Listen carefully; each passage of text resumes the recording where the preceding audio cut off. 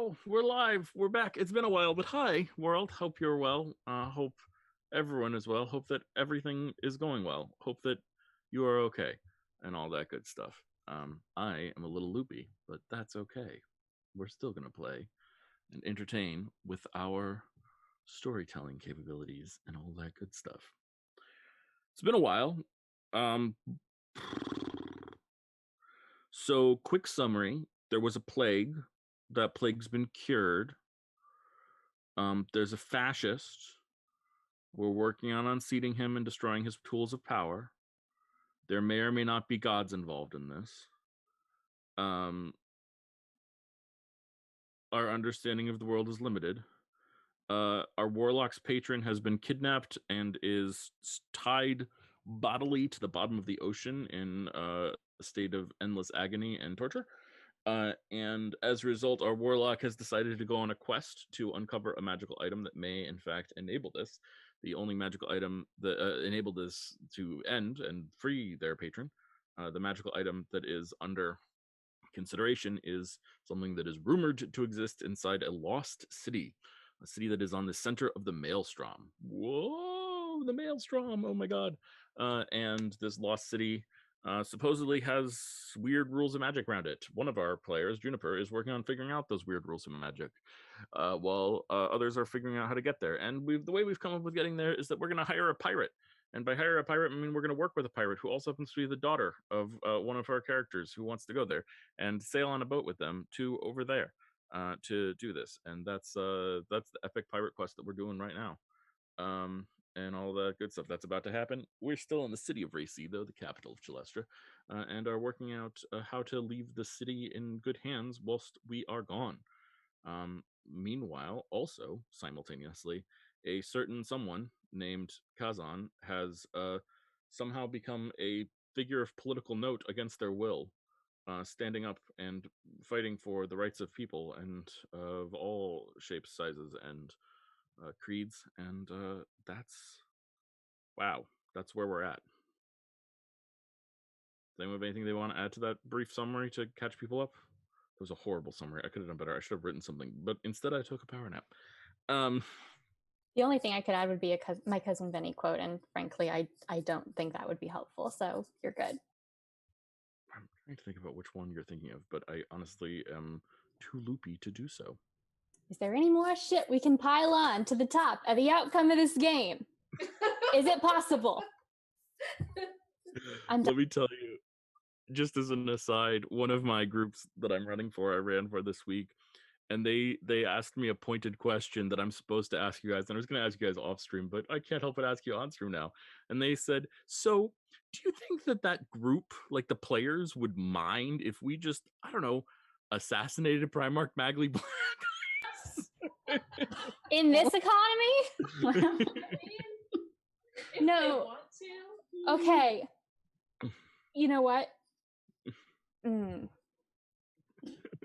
I mean, if they're fine with the people who support him, especially Prince rallying around his son and using him as a puppet ruler while still carrying out all of the terrible things that are in play, because his supporters all have something they're getting out of this, then sure, assassinate the Primarch.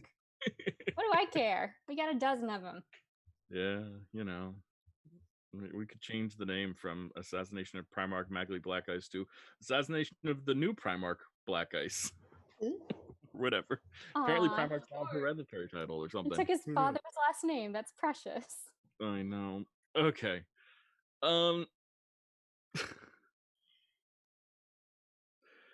Let's dive on in. Let's see what people want to do and what they want to accomplish. Do we have beliefs? Wow, I forgot about that. This is a belief game. Do people have beliefs? Yeah, Sarah playing Thomas. Sarah the awesome. Sarah Small Cactus Friend playing Thomas, CFO of Dragons, Chief Fish Officer of the Dragons. Can you tell us what your belief is? So with a considerable amount of anxiety about leaving the city, not quite as strong as his desire to leave the city, which is a strange experience for him. Thomas obviously is concerned about the state of affairs and about leaving Samhain with limited resources while everybody else gallivants.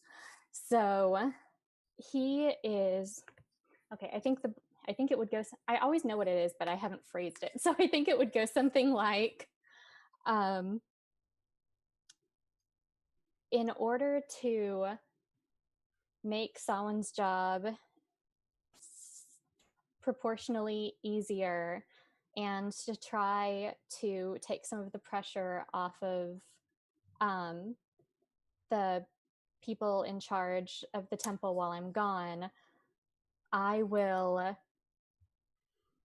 take a I will take a significant action to try to secure the belief of the citizenry. He's The got a belief of the plan. He's citizenry? got like a specific plan. Well, then write the belief that says the plan. You don't have It, to hide that it. is that is the plan. I just don't want to give any spoilers. You don't want to give any spoilers? Yeah, we'll I ruin feel the like you're missing the episode. point of the belief. It'll be a very short game. Okay, fair enough. I will accept this. Thank you. Kaz, how you doing over there? Kaz, played by the Oh, wonderful Nia, also known as Ghostrol _. How you doing? that's me. Well, it has been a while, so I am looking at my notes, which make absolutely no sense, but that tracks. So timeline question is the one scene we'll have before we head out, will that be like on the same day, or like will we head out on the ship the same day that the scene happens? Yeah, I mean, I think we ended last episode sort of late night, if I remember correctly, the night before you leave. So assume morning of or nighttime before. Is that reasonable? Yeah, okay. In that case, We'll say the then ship sails at noon because that's when the tide is or something. I don't know boats. yeah. Well, yeah, I have no idea either. Then in that case, I mean, I've settled most things, but I'm just gonna. The one thing I didn't do is I didn't check in with Harville's dad, Chundo, right? Yeah, Chundo, Yep. Chundo Longbeard. Want to check in with them, so I'm really set before we head off. That sounds good. We'll see how that goes. Oh, I'm boy. not nervous about that at all. What's your intent with him? Do you want to? What's your goal here? Just check in with him. Yeah, my goal is to make sure that they are aware that I'm going to be gone. Okay. And just to make sure they're set. If there's anything I can do, I mean, I don't know what I'm expecting here, but I'm hoping that it's nothing big enough that I'm not going to decide to just stay. But I guess I'll find out. Sure. Yeah, that's fair. Okay, excellent. And last but not least, Juniper, aka Juno, played by Faye of Faye Wrights. How you doing? Hey, doing good. So I was just thinking, and now I'm not sure, but That sounds like me every day. yeah, thinking's a dangerous pastime. But Yes. So Juno is still a little freaked out by the whole magic of intent thing. So considering they're about to go to a place where that's pretty much the de facto magic, she was going to speak to her BFF Alum about it. But I'm thinking she could also talk to a tree. Because she can teleport twice now. Ooh. You've got double teleport. Well, you'd have more than one spell slot. Good for you. But so I'm not sure whether I want to see a tree or talk to Alum, or maybe I could kill two birds, one stone, and just bring the BFF to the tree. Okay. I'm not sure. Then perhaps something along the lines of, I will seek out advice from usual and unusual sources concerning the magic of intent.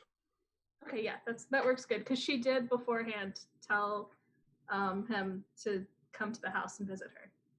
Beautiful. Okay, well let's dive on in. And who wants to kick us off? Kaz, how about you? I know I said who wants to, but I lied. Kaz, how about you? Sure. Okay, so early morning, stuff has happened. I'm just gonna go ahead and head straight to the docks where the headquarters is. Yeah, absolutely. The place is bustling as you get there in a way that you are not used to. It is bustling, bustling, bustling. There's all sorts of bodied movement going around. People walking in the front door, people walking out of the front door. Some people are checking people at the front door. This small little hole in the wall has become like a location of organization and purpose. And as you approach, are you disguised? Are you what's your modus operandi here? Mm, I'm gonna say I'm disguised on the way there for the sake Okay. of not giving the location away. But once I'm in, I drop the disguise. Sure. And what disguise are you wearing? My go-to, which is like a lizard folk nondescript. Okay, cool. So a nondescript lizard folk approaches the building, and as you get there, one of the guards, tall human, says, "Greetings. Um, how can I help you?" Oh, Kaz sent me. Oh, well, if you have a message, I can pass it on. No, I need to go there personally. Trust me. She really wants me to go in there. Don't worry about it. Roll a persuasion check. I don't feel like I was persuasive, but I will. I don't think you were very persuasive either. Let's see though. Maybe you were. Oh, 21. great. So our guard here looks at you up and down and says, "Who are you delivering this message to?" Chundo Longbeard, the one and only. Shondo's got quite a busy schedule. Are you sure you're from Kaz? 100%. Okay, well, come on in and try not to take up too much of his time. He's in the back room on the right. Yup, no worries. Okay. You see this guard take like stock of you and eyeball you and like memorize your nondescript lizard folk face. Wonderful. Then I will step in and immediately drop my disguise. Nice. I love it. So you step in and immediately drop your disguise. And there's a lot of people working here. There's people like editing things. There's like pamphlets that are getting ready to go out. There's food organization that's been going on. You recognize some of the food that you made last night is there, as well as some purified foods and of the like. It looks like there's baskets that are on like mini wheelbarrows that are supposed to be delivered to different parts of the city to help distribute food in various places, and as well as water. Lots and lots of barrels of water. Nice. And people see you as you come in, and you get a lot of "Hi, Kaz! Hi, Kazan! Hi, Kaz!" Right, very friendly, quick waves, and then people sort of turn back to their work. I'm going to roll an insight check for me. Okay, I'm really good at those. 4. Perfect. Yeah. Yeah. Perfect. Okay. Wonderful. That's great. I have some scones in my pocket from Juno's place, and I think about adding them to the pile, but then I decide against them. But yeah, do I see Chundo anywhere? He'd be in the room that you were told to go to. Oh, right. Then I'll head straight there. Yeah, so you make it to the back and pop open the door, and Chundo is there at the desk, and he looks up and he says, "Kazan, please come on in." He seems to be working on something and just sort of like shuffles some papers around and puts it together, and looks at you. Things are lively. Well, it's my experience that most movements fail because a moment is not taken advantage of, and I am not the type to make that mistake. What do you have in mind? Well, your presence made quite a splash, and your well liked, and well, the events that occurred certainly were of some significance to many people, even if not directly acting on their half in a form of praxis, but at least a form of symbolism and aid from that perspective. But if we don't couple that with direct assistance to people as much as we possibly can, then our significance will wane and will prevent ourselves from ever getting really started. It's about the hard everyday work, you know? Right. Okay. It looks like supplies are good. I've tried to add to that as much as we can, as much as I can. Uh, do we have It's been enough really helpful. people? I'm glad. Do we have enough people for deliveries? Is everything getting out safely? Um, well, that's one of the things that's nice about your presence and what you did. We've suddenly got more volunteers helping, so we're in good shape. That's okay. That's Even wonderful. my darling son is helping out a little. I've noticed. Good on him. Well, you're a good influence, Kazan. Well, I sure try to be. Hmm. I noticed there were guards outside too. Oh gosh, I don't want them. I don't like it, but uh, look, Kazan, I don't want to tell you about this if That means you that don't you ask. should. I mean, I will if you ask, but I'd prefer not to. Okay, then I'm asking because I'm concerned. Really? Yes, really. He starts scratching his chin where he has no long beard because, despite his name, he has no long beard. And he looks at you and says, "Look, I don't want to worry you, especially since I know that you can protect yourself. Yes. But there are diehard fanatics. Right. There are people who have accused us of not being patriotic, of not supporting the war, I see. of wishing ill upon the soldiers, even though that has nothing to do with anything. Anyway, there's been a couple death threats. Death threats. Do we know from whom? Do you have names? No, they're anonymous. Anonymous. Those two guards out in front, is that all you've got? Honestly, they're just volunteers. The threats were they're not even about us. They're targeting you. Oh, me? Well, you don't have to worry about me, but I hope they're not going to come here looking for me. Well, that's why we Which- have the guards there, but Yeah. mostly they're here to protect you, which is Me? funny. Oh, Look, they came, they're volunteers, they want to help out. They said that they wanted to protect you. I said that you weren't here, and they said, well, then we'll guard this place then. And I said fine, because it's not my job really to tell them how to help and all the time. well, that's kind of them. I did come here disguised, and they put up a valiant effort in keeping the fake me out. Which, by the way, if they do mention if a lizard folk came through here, then yes, they Your did. magic never ceases to amaze me.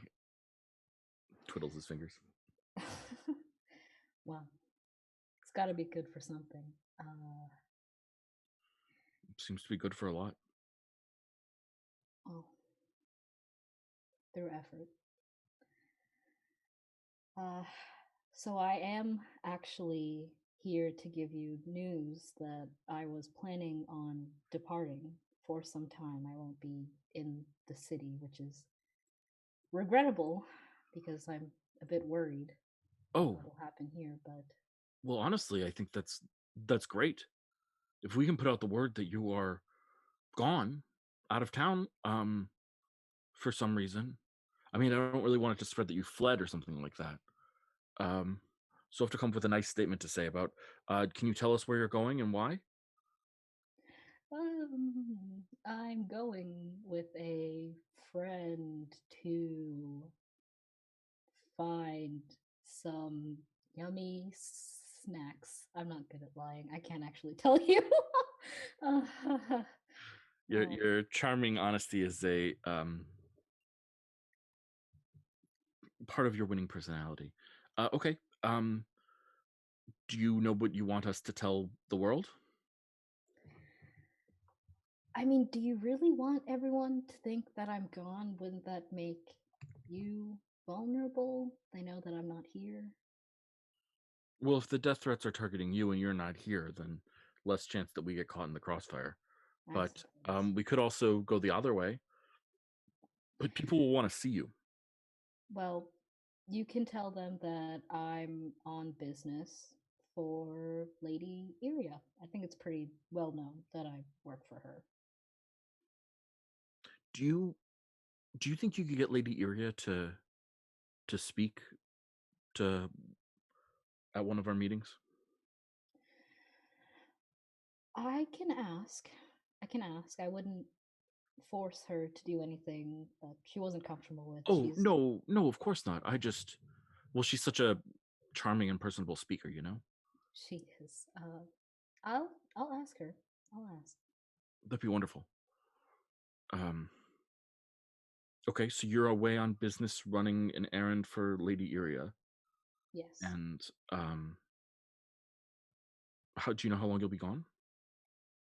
Do I know how long I'll be gone? Did we 2 weeks? 2 weeks is Okay. sort of the rough estimate right now, with the idea that we'll at some point be able to teleport back. Okay. Well, I'm thinking about 2 weeks. Rough estimate. Okay. Excellent. Well, thank you for letting me know. I wouldn't hesitate to do this, of course. And we'll keep working on the movement's behalf and on your behalf to grow from what we started here. Well, I just wanted to stop by and make sure all was well, and it looks like everything's running quite smoothly. You've done really well. You know, the whole like talking to people, being inspirational, that's never been my skill set, but keeping things organized, running smoothly, that's my skill set. Well, what would we do without you? Honestly, everyone would be fine without people like me. But That's not true. well, I agree to disagree. Well, thank you for letting us know and not just disappearing. Had you disappeared, I would have without telling me, I would have immediately assumed that you had been assassinated for what you have done already. So, I mean, it's not out of the question, but if I were to be assassinated, I think everyone would notice. You know, I like to be a bit dramatic about these kind of things. for someone who hides in the shadows, that is very true. Quite. Well, take care, and I guess I'll see you when you get back. Right. See you then. He nods and pulls out the papers and goes back to writing over them. Seems to be crossing things out. Okay, then I will depart. Probably the only other thing I'll do before anything else is just ask Lady Iria if she wants to, come speak with them. You want me to speak at the rally? Not the rally. I believe they want you to speak at one of their meetings. The meetings, okay. What would I say? You know, all the cool things you usually say, like, all the things you say usually that are so Sure, yeah, inspirational and of cool. course. And this is something you want me to do? Well, it's not that I want you to do it. If you would like to do this, then I They want me to do this, and you are the go-between. Yes. Got it. I don't want you to feel like you have to because I'm asking you. But Cuz. Would it make you happy if I spoke? yeah, maybe a little bit. Like I could Great. be like, oh, look Done. how cool Lady Iria Consider it is. done. Oh, okay. Thank you. I appreciate that. Of course. Of course. That's great. I've already arranged everything with Harvo about your protection in my absence, but do watch out for yourself while I'm gone. Will. Gotta stay healthy. No more arrows for me. Please, it's not good for my health either, so Well, we wouldn't want to upset Kazan, would we? no. Good. Okay. Faye. Let's check in on Juniper. Hey. So Juno will have invited Alum over to the house, I think, after work is concluded. No, before work is concluded because it's the morning of, right? Yes. Yeah. So early in the morning, super early, ridiculously early, before she starts work. There's a knock on the door. Yeah, she heads to the door. She's already warned the guards that there are people. There's a person coming. Yeah. So you open the door. The guards won't ever open the door for someone because it's their job to prevent people from entering the building. But they knew that he was there, so they didn't call out for you. They just let him knock on the door. Yeah. And he's there standing. Looks foppish and tall with a bad hat on, slightly askew. It's like a floppy top hat. It looks really awful. Oh, wow. You're updating your look. You know, I thought, yes, why not try something new?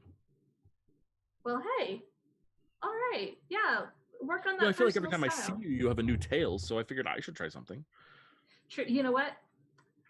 I should make you a scarf. A scarf? Well, we're in a hot climate. What would you like me to make you? It's not that hot. Yeah, true. I can't make hats. I don't know how. Oh, I don't really feel a need to apply an obligation to you, our friendship being what it is. But if you have the internal desire to make me something, a scarf would be lovely. All right, I'm gonna make you one. It's going to, maybe it'll add to your personal style that you're forming now. Personal style, very well. Yeah, so she's gonna over to walk into the doorway and comes into the place. Yeah, so she welcomes him in. She has super early breakfast on. She's been trying chocolate chip scones. How are they going? You know, you know how in some games there's that like limited success, like the success, but there's a consequence, kind of like that. Like it's chocolate, but then there's like full mint leaves in it that you kind of have to like pick out. Beautiful, I love it. But yeah, so she has dubious chocolate scones, and she's tried for a croissant but can't get the flake right, and tea. He takes a bite of the croissant and says, "Ooh, crunchy." Yeah, and thick. It's more of a shortbread. But it's surprising that a croissant could turn into a shortbread, but it has in this case. Yeah, thanks. Maybe with some jam? Do you have any jam? Yeah. So she'll hand him some jam. She's just like, oh no, have me and Blackberry switched places? She's trying too many new things. It's quite tasty. Thank you much. Thank you. So you've probably heard of the whole plague being cured or being cleansed. What? The Cleansed? plague? Oh, yes, of course. That was quite a marvelous feet, tales of gods in the streets. I didn't see any, but tales of gods in the streets. Yeah, or lots of tails on the streets. It wasn't. There was only one god, and that was the plague. You fought off plague by yourself. Yes. Well, no. Kaz was there. Kazan was there. The two figures in the story that was released by the newspaper. Which worries me a little bit because they're calling me either Gyatso or Yamis, and I don't want to tick off anybody. Good. Sure. Yes, I can understand that. Also, just disappointing in general because, we're not going to, deal with the fact that like actual people have done this thing. Instead, it's going to be a god so that no person will actually be able to, set that standard for themselves. Sure. Yes, it would be quite a bit of. Yes, that makes sense. It's. I think that you give people a little bit too much faith sometimes. There, Juniper, my friend. Saying that this is the sort of thing that anyone could do is a charming underestimation of your own prowess. Well, I don't know. I think it is possible. I didn't really start out with any intrinsic, special power or strength. It was just studying and coming on the right thing at the right time. Though. Oh, I did not mean to imply any form of intrinsic power or anything. Okay, Certainly it is. No, nothing of the sort. Sorry, I apologize. I merely meant that you are what's the word? At this point in your development, you are more than just anyone. Oh, well, thank you.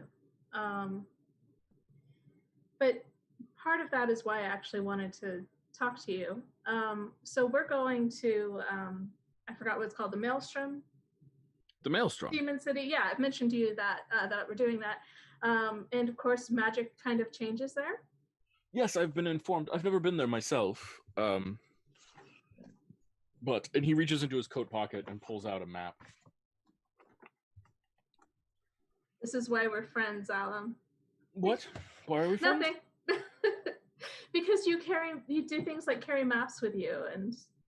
Oh, it's in my extra dimensional pocket. That's so cool. What? Anyways, what were you saying? Oh, I just week and a half journey maybe by boat, or are you flying? We're going by boat. The teleportation circle won't work there. Oh no, I assume not. No, we're going by boat. And they say that magic is kind of different there, and that you have to use something called the magic of intent. Interesting. So I tried it out. You. And you okay? Oh, hold on. Here, more tea. So she just shows more tea. So I tried it out, and I may have teleported using a sending spell that didn't require any of the typical sending spell requirements. So I cast a sending spell by using the magic of intent, by channeling my will. So you created a situation in which a sending occurred. Yes. Without the use of a magical object or conduit or tapping. Okay. Well, I mean, I did use some string, but that I had lying around. But what did you do with the string? Oh, it's still here. No, like physically. How was it used? She'll like, she has yarn everywhere. She'll show him. Just like a web, like a pattern. Oh, okay. And through the web, I was able to create almost like a portal where I could be seen by the person I was talking to. And he asked if he could, touch me, or if I was actually there. And I thought, well, I don't know. Let me see. So I just climbed through. You climbed through a not sending spell that you made through the magic of intent to. Where did you go? It was just across the city to the temple. Okay. And I did that. And you were there. And I was there. And then after that is when I was with Kaz and she broke her curse or something. And Kaz is no longer cursed. Yeah. Like, I don't know why or how. It just kind of happened. Like, oh, she didn't go to the witch and get the witch to break the curse? No. She there's a whole complicated thing, but the thing that has her tried to hurt me to get to her, and she killed someone to because she was coerced into it. And when I ran into her, I hugged her without thinking, and I was fine. And then I was like, well, can you save this person's life? And it had been too long, but then she still did it, and he came back to life. And then we started glowing, and then we defeated the plague, and then we flew down to Earth, and I'm still a little freaked out about it, actually. I can understand. It's just kind of shakily. Quite the mighty series of events that you're telling me and describing to me, and as if it just is the sort of thing that just sort of happens all the time. Wow. How did doing this feel to you? Like light radiating out, like the healing light that probably Kaz feels every time she heals. And the thing is, when we did this, the plague actually said, so you've figured out, or something along the lines of, so you figured out the magic of intent. And it seemed like we could have actually killed him at that moment. Like, he was scared. Interesting. So, is that kind of magic dangerous not just to the spellcaster?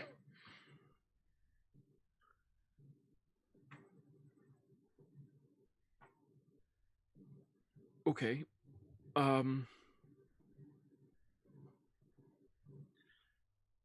Long ago, there was wow. Okay. Long story short, if you read back long enough through texts and books, you start hearing things about other people, and other ways of having done things, right? All sorts of ways of having done things, and things went in different directions, and there's all sorts of sorry, I'm rambling to gather my thoughts.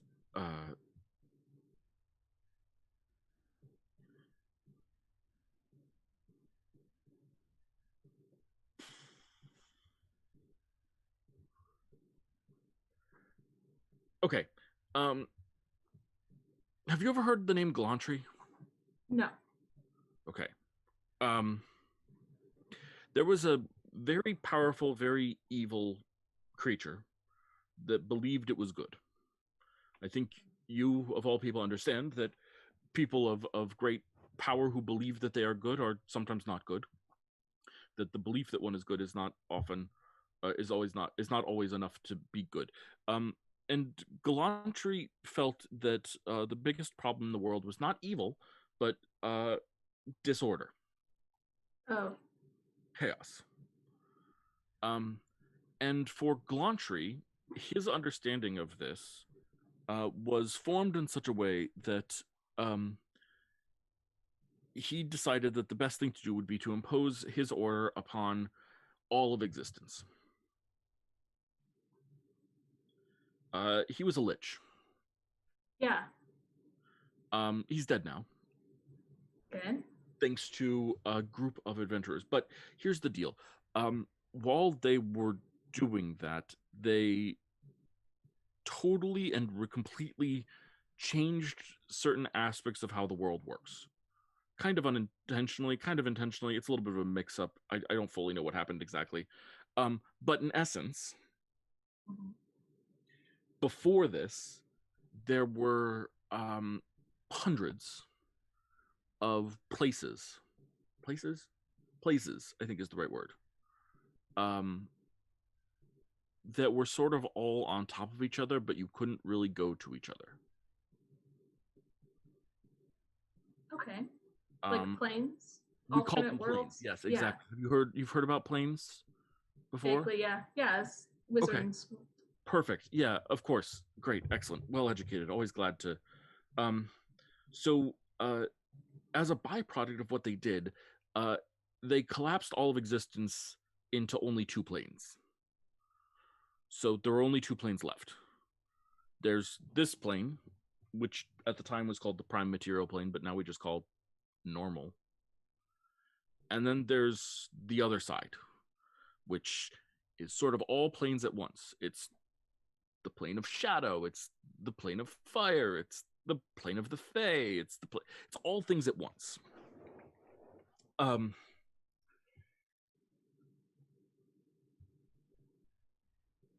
On this side, we create magic by using tools that enable us to tap into the other side. And those tools limit the focus. Right? These are the spell components that you're working with. These are those sorts of things, right? The spell components for some people, or channeling devices for others. For still others, it's some component intrinsic to them. All of that. But this is how all spells work here on the arcane side of things. Bards do this through their instruments and through sounds. Wizards do this through their implements. Sorcerers do it through their implements. It doesn't really matter. There's a distinction, obviously, between clerics and the like, but nonetheless, the point holds. You clear so far? Yeah, conduits for everything, basically. Right. Basically, little miniature conduits that can't do that much for everything. Yes. Right?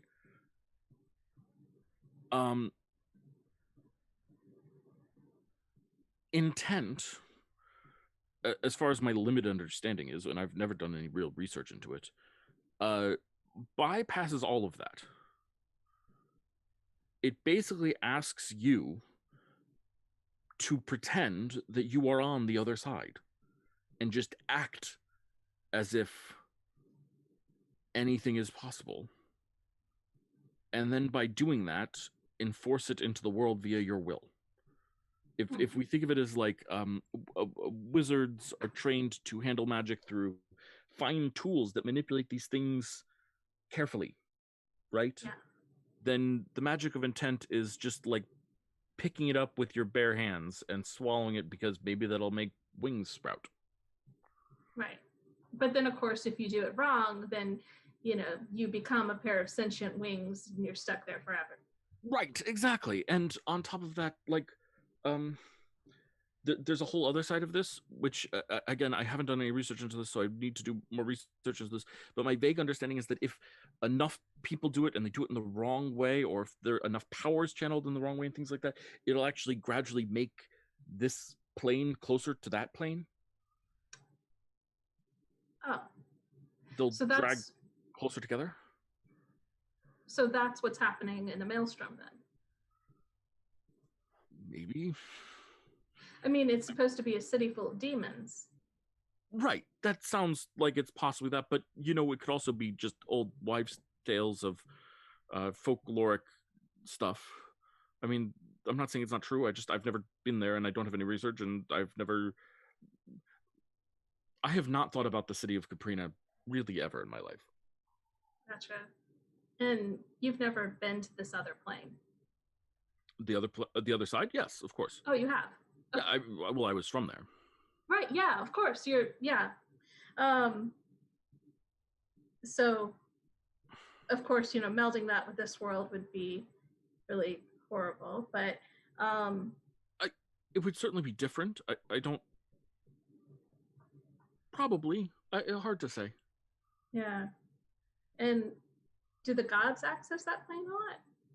Like, is that where people like Samhain go when they are speaking to the gods?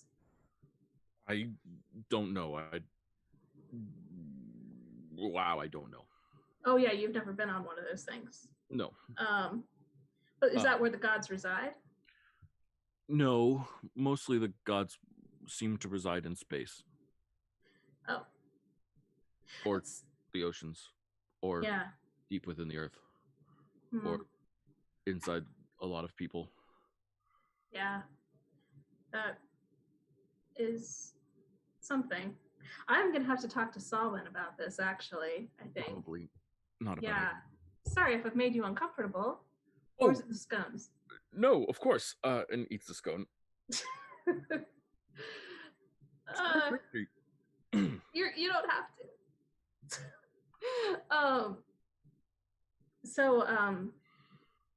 But if I'm going to be doing magic over there, regular magic isn't going to work quite the same. At least so well, they it's a little say. bit like, I mean, if we think about it back to our tool metaphor, it's a little bit like, if you're using a needle to prick something on the other side and pull it through the way that one does with, I don't know, a spell of some sort, then what are you pricking if you're over there already? Oh. Wow, this is going to be a very interesting journey. Okay. Yeah, but I just wanted to catch you up on that, see if there were any the dangers that I suspected were the dangers that I suspected, which it seems like they are. Blowback and things like that can certainly occur as well. Be very certain of what you are asking for. So, like, if you're distracted, that could be that would be bad. Okay. So probably don't use that kind of stuff when you're fighting. Good stuff. It's really better for long-term rituals and small manipulations. Inserting an ally with bravery, I guess, would be sort of like the thing that I would shoot for, right? Okay. Or think of like a aspect of who they are and remove it for a temporary period of time, or something that has been attached to who they are that shouldn't be. Sure. You could remove that too. Sure. But these things cost more energy the more you want to affect the world. So shorter things are easier than longer things. Yeah. Right. If someone is I keep on coming back to bravery. If someone is a coward and you want to remove their cowardice, right, then you could do that for a hour easily. For a week would be harder. Do it forever. That would be very, very difficult. Right. But not outside the realm of possibility. Okay. It's amazing that you can do this, by the way. It's a very rare trait. Yeah, terrifying. And very exciting. And I want to write a book on it. And then I realized the book has already been written and it seems like absolute nonsense. And I'm pretty sure that anything I write would be absolute nonsense. Okay, that's given me a lot to think about. That might help out Thomas with his problem, maybe. Okay. Yeah. Okay. Yeah, and Juno was thinking about going over to see the tree, but I don't know if that would be necessary or if that would be too much time taken up. No, it's fine if you want to. But I did want to just pop in and see the tree. Okay. Well, we will come back to you shortly after we check in with Thomas. Hey, Thomas, how you doing? Oh, Should I just dive in? Yeah, you got a list? Let's do it. Yeah. He's got a laundry list. Laundry list is. He needs to, he's basically going to send a couple of runners out to any local libraries and try to collect books that people would usually reference as young adolescents when they're about to choose their name. He's looking for like naming resources. Oh, beautiful. Yeah, and just trying to get some of those together to take with him to work on. A lot of paper, ink, all that stuff. You are an expert in this because you've literally run many naming ceremonies before. So, yeah. This is different. This is not to diminish any of his past students, but this is not only life or death, but this is special. Sure. And he already feels that it should be his friend making his own decision, because this is such a deeply personal Chalestran cultural thing, and it's just how Thomas is wired to think about it. Like, you know, if I'm going to do this, I'm going to do it as best I can, and if he hates it, we'll think of a nickname when he's not being tortured. Sure. That's fair. He is going to ask. Well, he's going to cast Flock of Familiars from his office, as he's. How many do you have now, by the way? I'm still at 9, so I should only have 5 dragons, but that's more than 4. Yep. I feel like there's a part of me that's just like every time you level up, there's a shot of you casting Flock of Familiars, and like it's the same number, but then like the camera moves slightly, and there's another one there just like scratching its chin or something like that. Yeah, sure. I'm down. I got 5. Okay, what are they doing? They are helping Mercury, if he doesn't mind terribly, bringing over the contents of his hoard. I need the cologne bottle. I need the little wooden box. I need the rubbings of the markings on the bone, all that stuff. And they're coming with us. Perfect. Yep, he goes and gets it. You have it all. Okay. Hopefully it takes less time with the flock. And it's substantially less time. It's like 1 trip. Yay. So I think we said it takes him like an hour or so to do a trip. Yep. But yeah, he's going to kind of pack all of that like cradled in the middle of his sea bag, and then he's going to close it up, and he's going to ask Mercury to run a note over to Oceana, and if it's cool, can I say what that is in just a minute, because he's also going to ask Ivana to come to his office. Ooh, okay. I think Mercury says, I don't know, boss, I'll run it over to Oceana, but my hoard has greatly diminished, and I think that you should work on that and get me a better hoard. We're about to be at sea for a couple of weeks at a time. I guarantee you there's going to be more fish than you can choke on. Fine. And he flies off. And no. Ivana... Oh, yeah. Oh. Okay. No, that's good. That's good. And Ivana comes into your office. Yes. He's going to hand her another message for Oceana, sealed and like already wrapped up and everything. And he's going to say, look, I know that you and Brother Starsong and Svapri are all very busy today. This is normally something I would send a runner for, but due to the nature of the recipient and the fact that when you first arrived, you mentioned that you have a background at sea, I wanted to know if I might be able to trust you to take this down to the carving knife at the harbor and deliver it into the hands of its captain personally. Sure, of course. I can make time. Excellent. Depending on her reply, he pulls out another letter, also with his sealed up. He's going to say, either she'll let you know just to come back here, or she will let you know to run this to the Temple of Gyatso. Okay. Thank you so much. It means the world that I can trust you with this, really. Okay, sure, of course. Thank you, Thomas. Yeah, I mean, I see what you're doing here. I love it. Why don't you... I mean, you're trying to, like, you're testing her loyalty. I'm doing a couple different things. Yes, you're doing a bunch of things. I'm playing 3D chess right now, but it's a pretty low stakes outcome. Yeah, okay. I feel like I wanna check here. I feel like I want a charisma saving throw. Okay.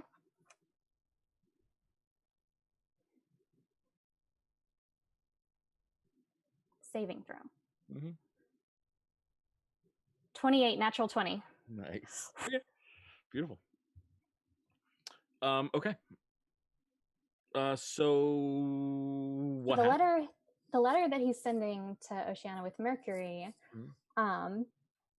says, story time. Mhm. No pictures, tragically.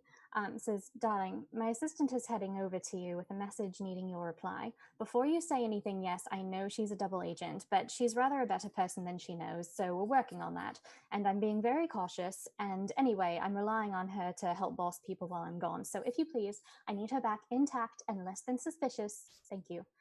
Just a heads up about the type of person approaching your vessel at the moment. Love, T. P.S. Please burn after reading and all that clandestine drama. And a little heart. He drew next to it. Perfect. And the message that Ivana is carrying says, Captain Damaris, I forgot to mention yesterday that an old shipmate of your father's, Iska Waterbearer, has developed a fascinating device for converting salt water to fresh, drinkable water. She's been good enough to loan one to the temple that's been reliable for about a month, the length of a short voyage, one might say.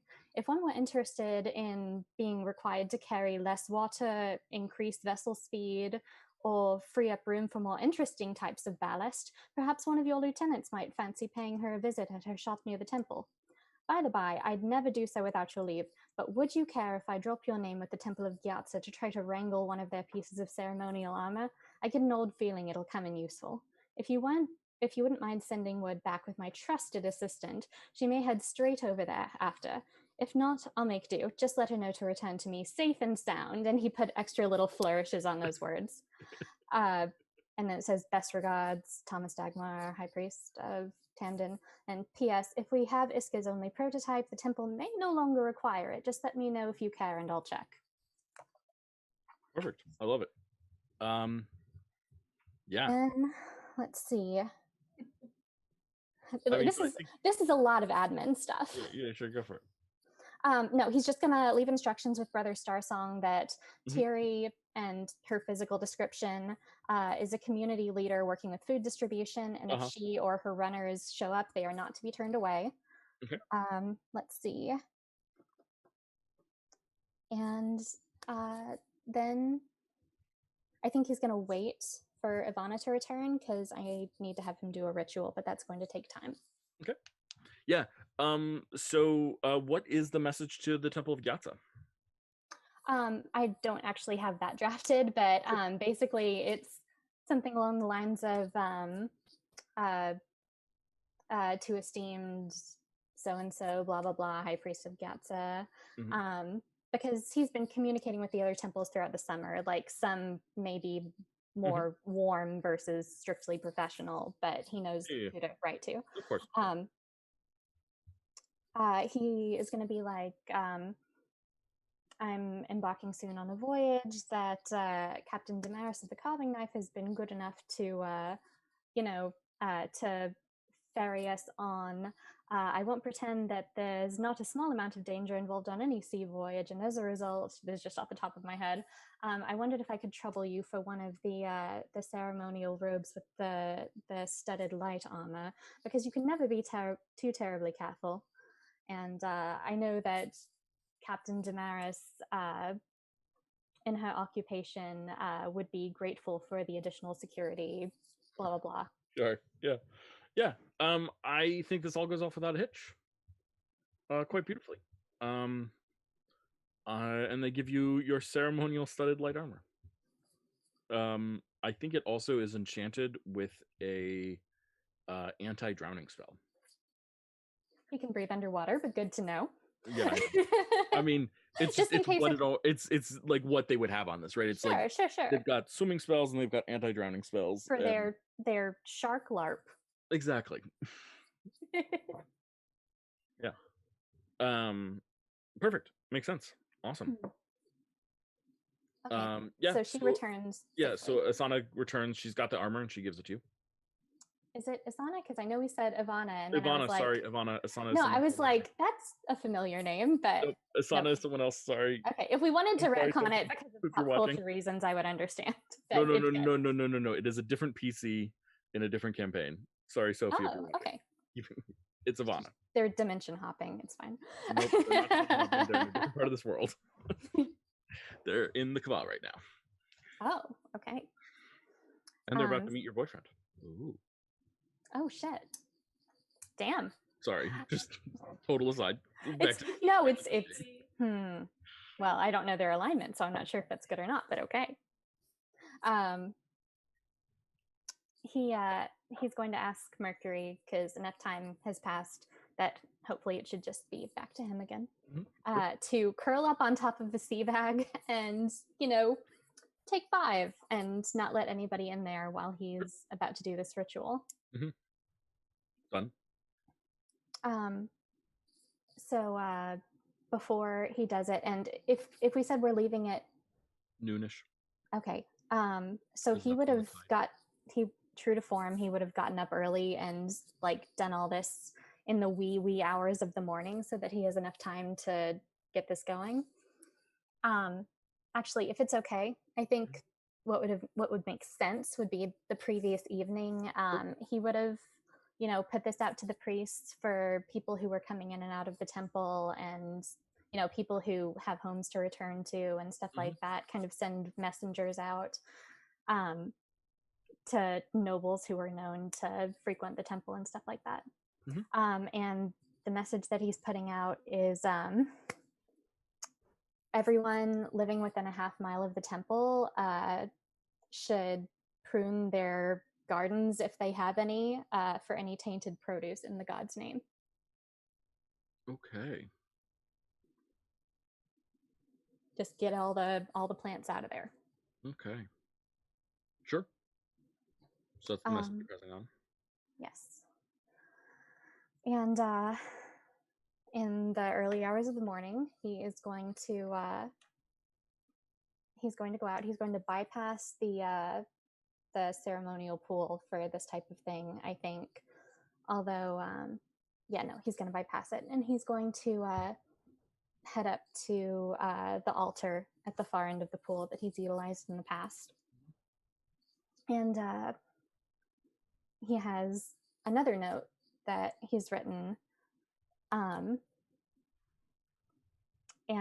he's effectively kind of going to pray to the effect of what is on the note, because this has only happened once before, and he doesn't even know if it was Tamden, and he wants to believe it because he's dedicated his life to the following of Tamden. And I don't know, but he's going to just see if this works, swing in a prayer. He's a little nervous, I think, although at some point the sleep depth is going to make you shaky regardless. I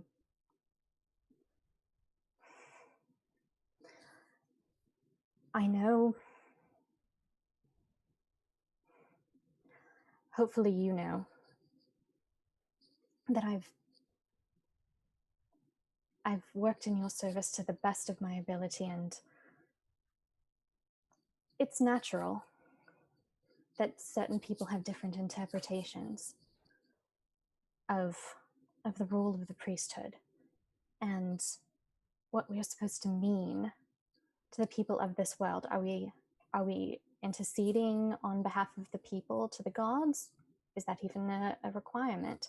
Are we deputized by the gods to speak in their name? That one's a little bougie, if you ask me, but not my philosophy.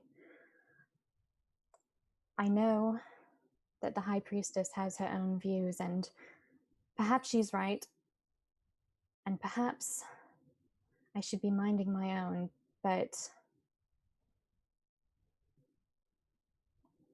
what I believe and what I'm attempting now, it hasn't changed. Different needs have presented themselves, and I have to believe I would have done the same things if I knew then what I know now the day after I arrived at the temple. I will always act in your service, but I am who I am, and if it is not too proud, I have lately been seeing myself as something of a vessel that leaves a smooth wake aft of it so that other vessels can have a clear path, a path without waves or without choppy seas, and maybe with my actions and my passage, I can ease the passage of others. If that is not what you would have me do, please send me a sign. But if you're busy, that's quite all right too. I'd be the first person to understand. If my actions are against your will, then I will do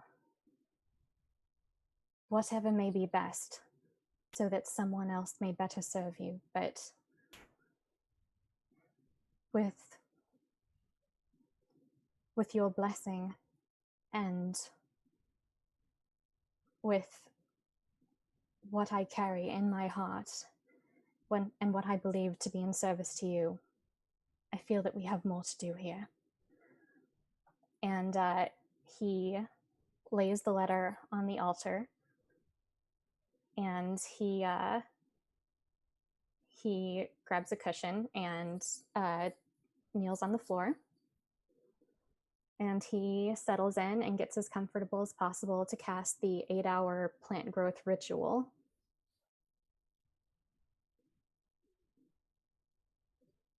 Beautiful.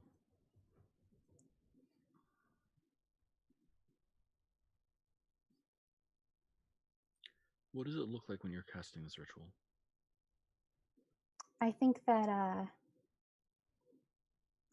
the floor of the temple is marble, but he kind of like, I think he's sitting, not to undermine the importance of the moment, but he's sitting crisscross applesauce on this cushion, and his posture is as good as it ever is, which is like unto Julie Andrews, but he stretches his arms out to either side, and he kind of like spreads his hands with his fingers splayed on the marble to brace himself, but to also kind of anchor himself to the earth.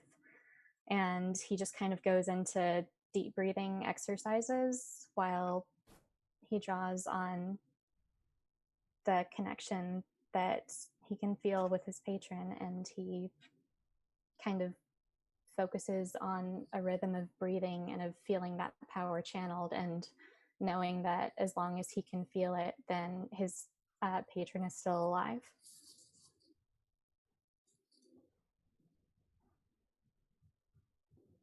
And the earth, the plants, the life within a half mile of you, all of it, you feel. You become connected to it. And you sense it growing. Not fast, not freakishly fast, but strengthened and anew, renewed, purged of the plague and of the tainted waters, and coming in stronger than it was before. And after your 8-hour ritual is up, you open your eyes, and the altar before you has a crack in it that was not there before. And growing completely unnaturally from within the altar is a small coral maze.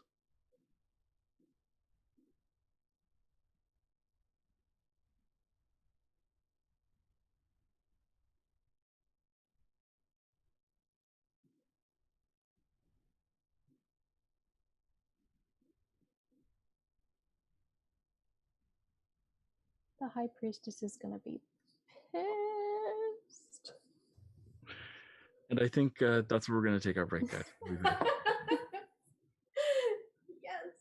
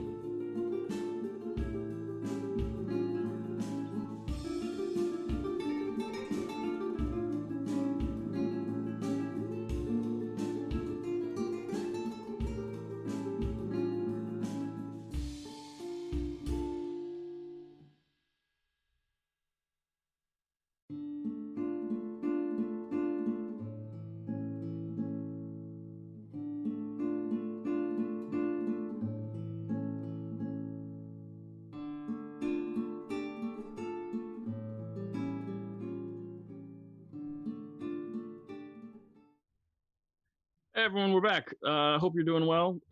As always, we like to kick off as always, we like to kick off the second part of the show with a encouragement that you, yes, you, do something to help other people do better.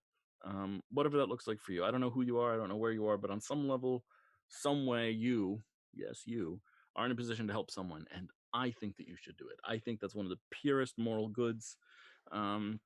In the world. Helping people is just genuinely a nice thing to do. So look at yourself, look at your life, look at who you are, where you're coming from, and find someone who you think you could offer a friendly word to, or listen to when they need to listen to you, or can help you with stupid projects that you have to do or something, and offer to help. It's nice. It's a good thing to do. I approve. As always, there are other shows on this channel. This channel runs 3 shows right now, Thursday mornings and Thursday evenings and Sunday afternoon. Actually, Sunday at noon, not even afternoon. These 3 shows are all streamed and take place in the same game world. We've got, I think I have 5 games, 6 games running in the world right now. 5 games in one solo game. 6 games, that makes it. All running in the same game world right now, and these people keep on running across each other's byproducts and parts and effects, and it keeps on happening. And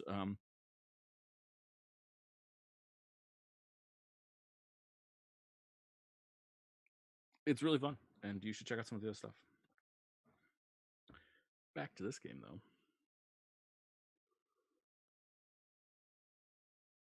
Sorry, I got hit by something from work, and I'm a little bit still thinking about that, even though I should not be. And I am now back with you fully. Greetings, everyone. Let's do this thing. Juno, you want to go check in with the tree? Sure, I can check in with the tree. Okay, so you teleport over to the tree and the tree people. Yes, and she would have finished her scarf by this point. Okay. So like green with like a pattern of leaves, maybe. Okay, I like it. Yeah, so it's kind of like those scaled scarves that you see people make. Yeah, so she'll head on over. Mm-hmm. She would have asked Alam if he wanted to come along with, but if not, she'll just go by herself. You want me to meet a tree? I mean, have you met Old Sokka? No. Are you allowed to as a watcher? Sure. Well, if you want to go over, they have amazing croissants. Okay. I mean, way better than mine. No, I'm sure that couldn't possibly be true. Totally true. He's like coughing bits of bad croissant. Well, regardless, I'm making the teleportation circle. If you jump in, you jump in. And she's doing all this before work because she's going to basically head straight from this to the boat, is what I'm assuming. Yeah, sure. So yeah, she's going to make the teleportation circle. Sounds good. And head on over. Sounds good. So you find yourself in, I guess, the grove that's a little bit away from Old Zaka. And let's see.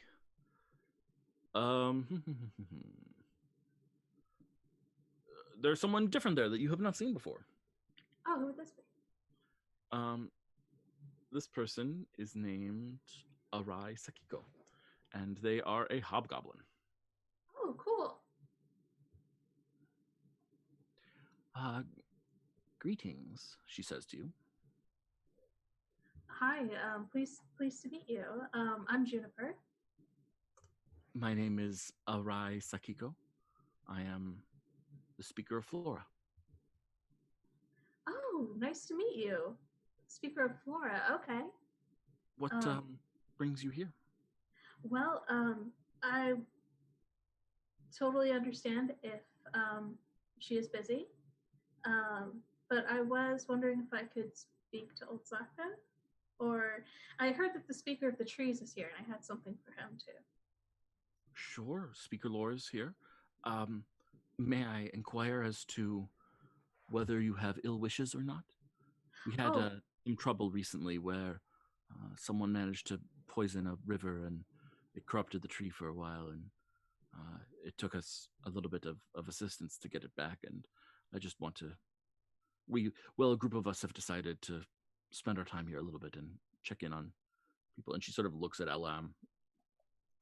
Oh, no, understandable. We don't have any ill wishes. Or at least I can speak for myself. I definitely don't. When I was here earlier, they told us about the poisoning. It was horrible. Good. And you've been here before? Yes. I haven't, but I'm just along for the ride. Moral support. Moral support. To get moral support, you need moral support to get moral support? In a way, yes. Fair. Well, welcome. Thank you. So everything's been going okay over here? Well, since the poisoning, sure. Although it's still fresh in our minds. Why? Of course. You weren't here the last time, though. A bunch of us. We are on rotating schedules. Oh, okay. And I assume the speaker for the trees is here a bit longer because tree, Yes, exactly. You have it. Okay. She's just like has no idea. She's been doing a little bit of research on Sonara, but is still kind of like, is this what I do? And she's just kind of like, oh, was I supposed to bow? I'm so sorry. Oh, no, we don't hold on that sort of ceremony here. Okay. We would have to bow to everything, and there's too much to bow to. Understandable. How do you become a speaker, by the way? Study, practice, get asked to by your tribe. Wow. So you... Who's your tribe, by the way? Oh, I am from... I would think your speaker would tell you. Oh, no, I reside in Celestra. You're not Sunaran? I'm from here, but I was adopted by a Celestran. You were taken from your home? No, I was given to I was adopted. It was but everyone on both sides seemed to be in support of it. She looks at you strangely. She's young. She's probably your age. Yeah. And seems to doubt your story a little bit. No, honestly, it's kind of new for me too. I've been trying to actually find my old birth family, and ran into a bit of a roadblock when I spoke to old Zaka, and she said that it's not time yet. So, and you're back here suspecting that it is time now? I don't know. I don't think it is. It's only been a few weeks, so I doubt that. Fair. Unless something enormous has changed in that time that I'm not aware of. It is your life. Yeah, exactly. Who knows? Well, if you're interested in... And she sort of looks back at your tales and she says, well, if you're interested in becoming a speaker, you're certainly well on your way. But a speaker has obligations that tie them to their tribe. And without a tribe to tie yourself to, it would be, weird. Yeah, and I've been given very strong hints that I should be setting down roots where I am. So I've been trying to do that. Very well. A little difficult, I think. To tie yourself to others? No. To the world around you? No. Yes. No, I think it was a little difficult pill to swallow to think that, I had to set aside this wish that I had to seek out the past and just focus on where I am. But I see the wisdom in that, and I've been working on that. Some flowers grow where they may. Yeah, exactly.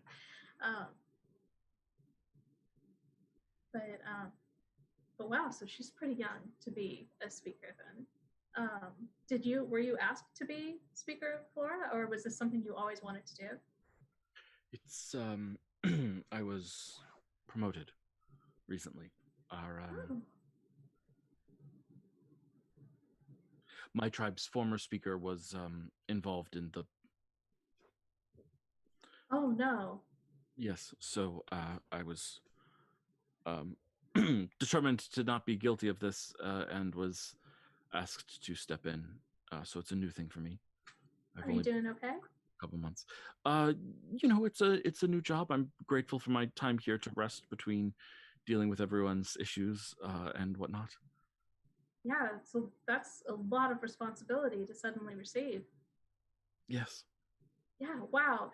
Do you want a scone? No, I'm good. Thank you, though. Okay. She looks down and she like rubs her stomach a little bit. And she's like, I may have eaten too many croissants.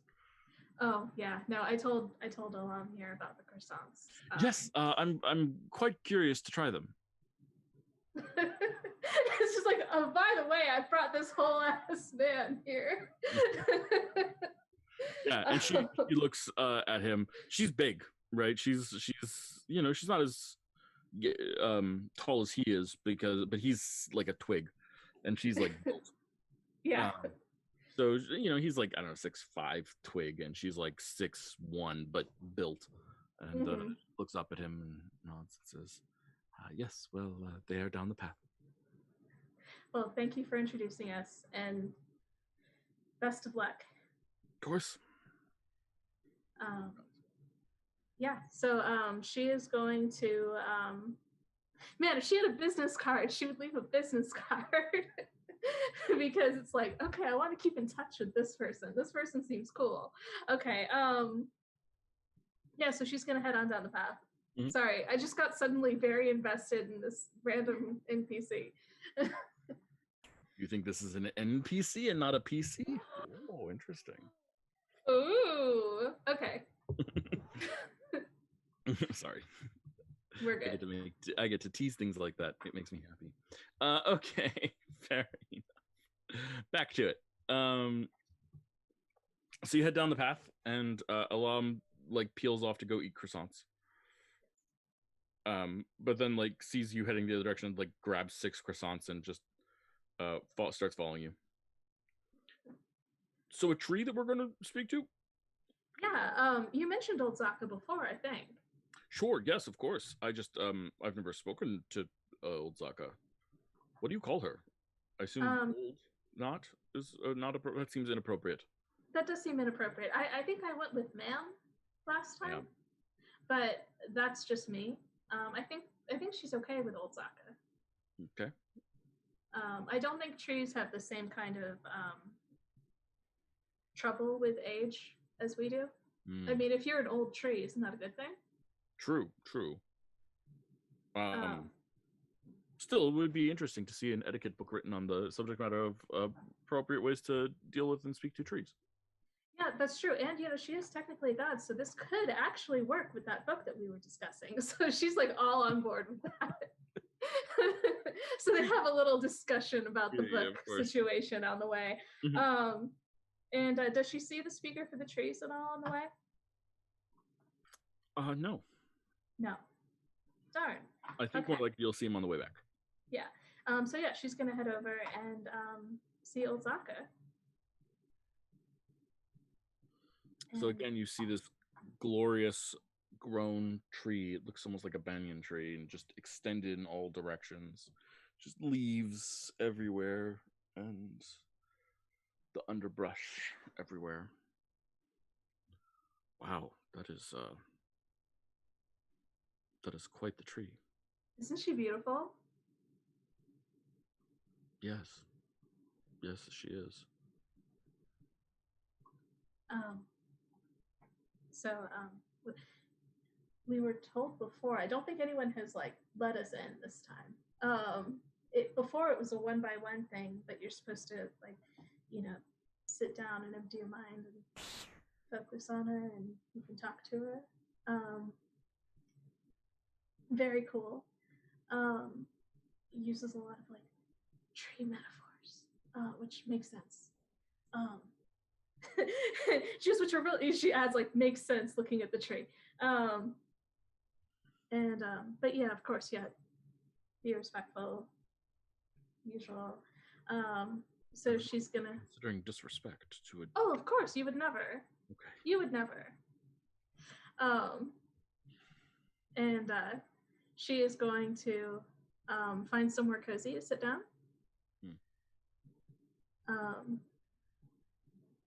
And try to empty her mind a little bit, or at least calm it a little bit, which is a little difficult to do, I think, for Juno. Mm-hmm. Because everything's going at a mile a minute with everything that's been happening lately. Yeah. But she's also kind of excited to see the tree again. Mm-hmm. Why don't you roll a wisdom saving throw then? Okay.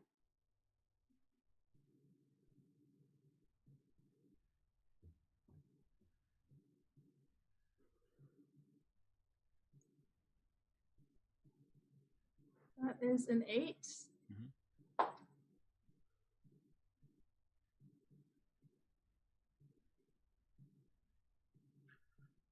Your mind moves as if it is in spring.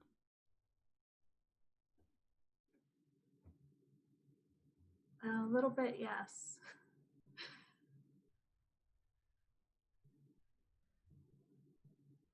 A lot has been happening. Seasons change. True.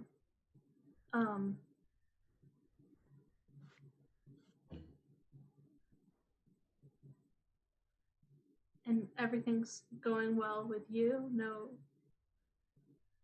danger? The roots regrow. The infection diminishes.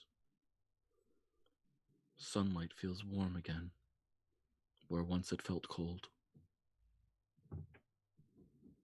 Good. It's something like that is happening at home too.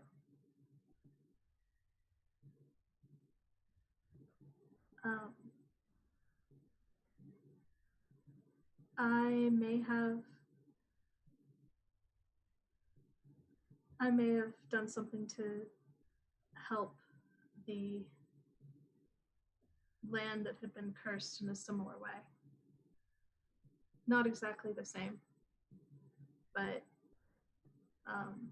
a degenerative disease on the body and on nature. Here to play. Of plague. An infection. Yes. That was good of you. Well, it's necessary. Necessary not to be good? I guess it can be. It felt good when it happened.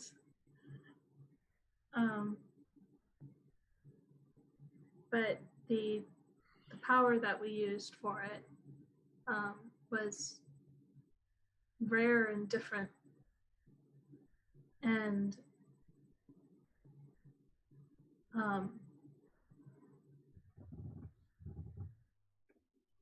I'm, as you know, excited about it and want to learn everything I can about it. But I'm also wary that it might be sticking my hand in the fire.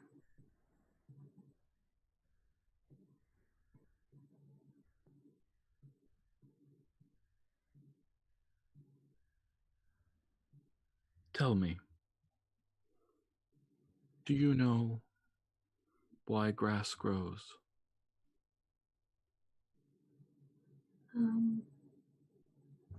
Like its purpose, or what? How grass grows. Well, it's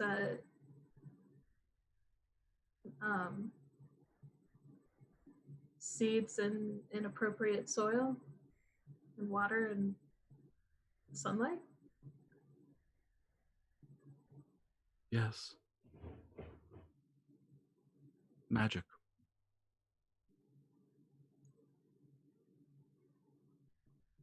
Tell me, do you know how two-leggers grow? To an extent, yes. Tell me.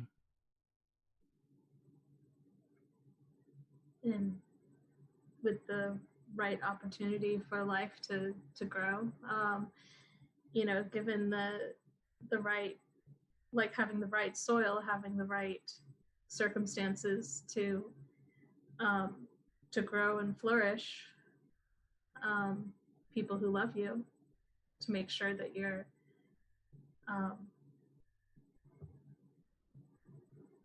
that you don't falter, or that if you do, you can get back up. How do we find the right circumstances? I don't know, sometimes people don't. Mm. I mean, sometimes it's random.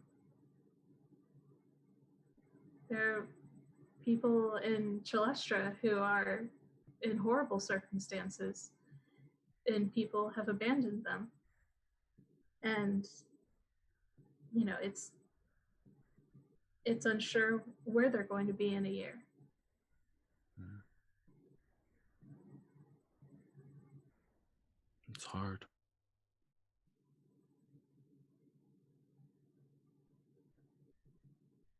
And the people that ended up there, it was luck. Not choice. Or sometimes choice and not luck.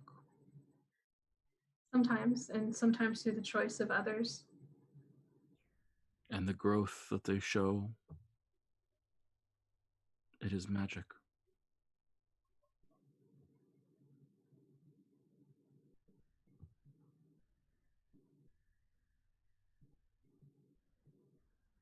When you feel the sun shine,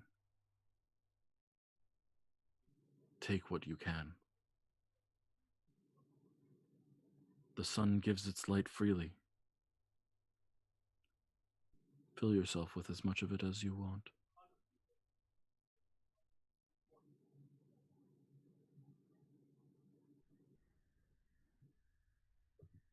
Thank you.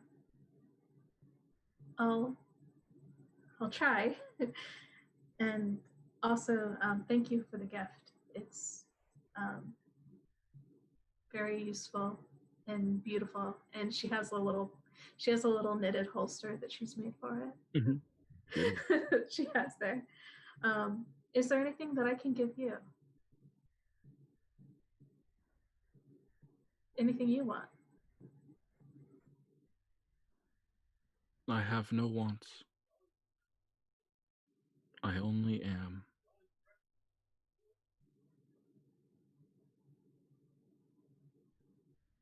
And that makes you happy? How could I become happy when I am happiness? That is a very good question that I don't think I can answer. The sun shines. It is enough.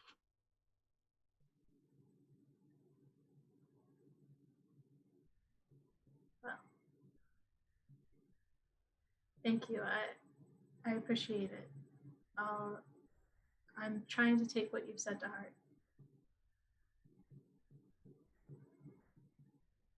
Good. And necessary.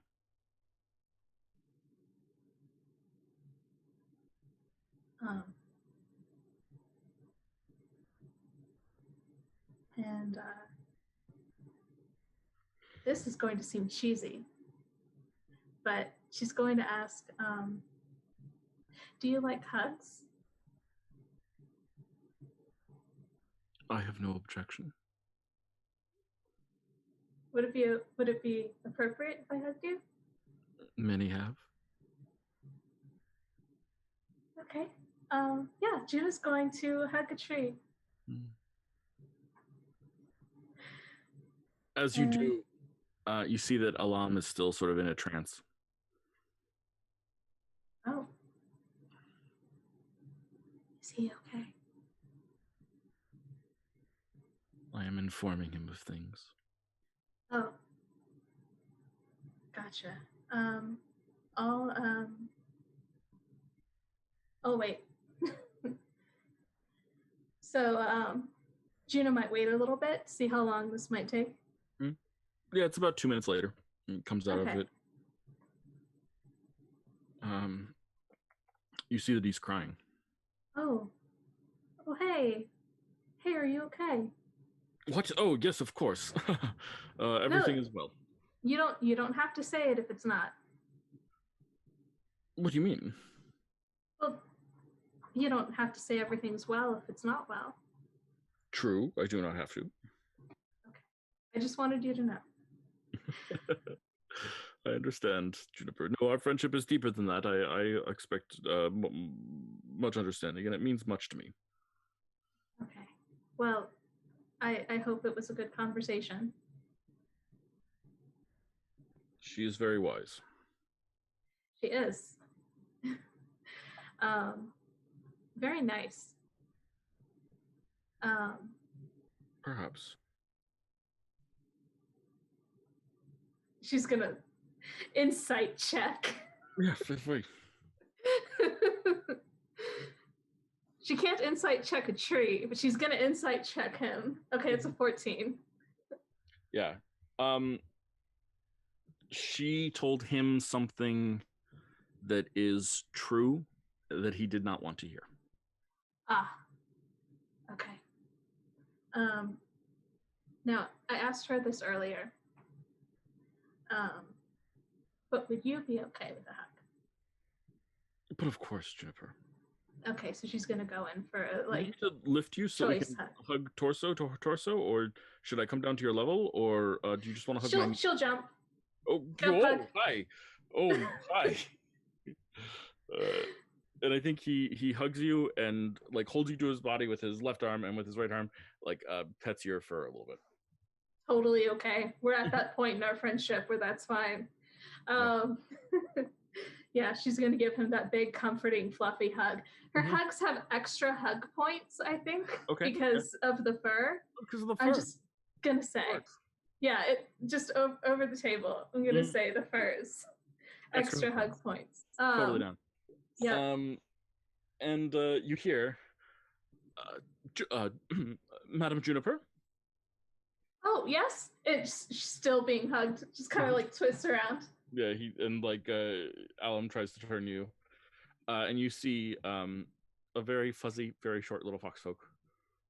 Oh, hi. You have returned to us, and sooner than I anticipated. Greetings. Hello. How are you? Yes. Oh, I'm doing really well. I was just about to go on a trip of dubious length, so I thought I would stop in now. Just say hello. And I finished the scarf, actually. For me? Yes, and she's gonna jump down. Alum lets you go. Kind of sadly for a second. He seems to want to hold on a little bit longer. He can have more hugs later. For sure. Yeah, he lets you go. She's just gonna give him like an encouraging look, and then head over to the speaker and do a just hold out her hand very excitedly. Yeah, he takes your hand and like holds it in his paw and shakes it a little bit. Hey, yeah, no, I know I wasn't expecting to come back so quickly, but again, I am going on a trip, so I just thought I would do this last little thing beforehand. Well, that's just wonderful to well, it's going to be always wonderful to see you whenever I do see you. Yeah, and so it's of course, and she's going to, can I insight check him? Because she's suspicious. Oh, that's a history check. It doesn't count. Insight's 10. Yeah. He seems genuinely pleased to see you. He's smiling. Okay. His tails are like doing little fox wiggles. How many tails does he have again? He's got 6. Oh, yeah, I'm gonna go, oh, wait, exciting thing. And she's going to spin a little bit. A fifth tail. Yes, actually, it is a sixth tail. A sixth tail. Wow, you are growing in magical prowess with leaps and bounds. You must be pushing the edges of research for more dangerous things than I approve of. Oh, maybe. Have you ever heard of the magic of intent? The what of what? Okay, never mind then. Doing magic without components. I'm a druid. I do my magic with the earth. That's true. You do. Yeah. You do. So, maybe that's just maybe my magic is just changing to something like that. Interesting. She hadn't thought about it that way before. Well, I'm working on a new form of magic in a way. Very exciting. A new form of magic? Maybe not new, but very rare. Okay. Intriguing, exciting, a little nerve-wracking, but just good luck with it. I'll be very careful. I mean, I'm all about being careful. It would be unfortunate if anything happened to you, so please, just all about being careful is a good watchword. All about being careful seems like a good thing. See, this scarf is quite warm. Yes, I thought that would work well since you actually have cold weather here. Yes, it's true. We get quite chilly, even winter sometimes. Snow. Man, I don't think, has Juno seen snow? Probably not. Probably not. No, I don't think I've ever seen that. I've heard about it, read about it. It's white and fluffy. Yes. And it falls from the sky. Mm-hmm. And it seems like people... And he grabs one of your tails and starts twitching it a little bit. A little bit tickling. Yeah, just a little. Yeah, a little like that. But yes, no, we're my friends and I were about to go on a bit of a risky undertaking, but I'm sure we'll all be fine. Well, stay safe and do what you can to protect yourself and take care of yourself and all those good things. Of course. And everything's well here? Of course. Good. And there's just kind of this mild oh, okay. Yeah. She's like, nobody's still gonna say anything about it, huh? Okay. There's that mild look.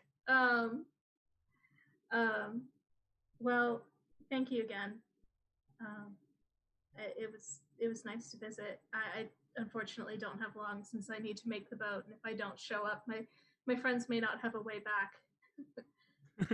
Well, that would be unfortunate for them, and good for you to take care of them, and tell them that I said to take care of you too. Of course. Oh yeah, no, we all take care of each other. Good. Sounds like a good way to sit down roots in a community that values you, where they can sit down roots too. Yeah, and I've been trying to do that. Good. Well, nice meeting you again. It's always good to see you, Juniper. Same here. And she's gonna be like, hey, Alum.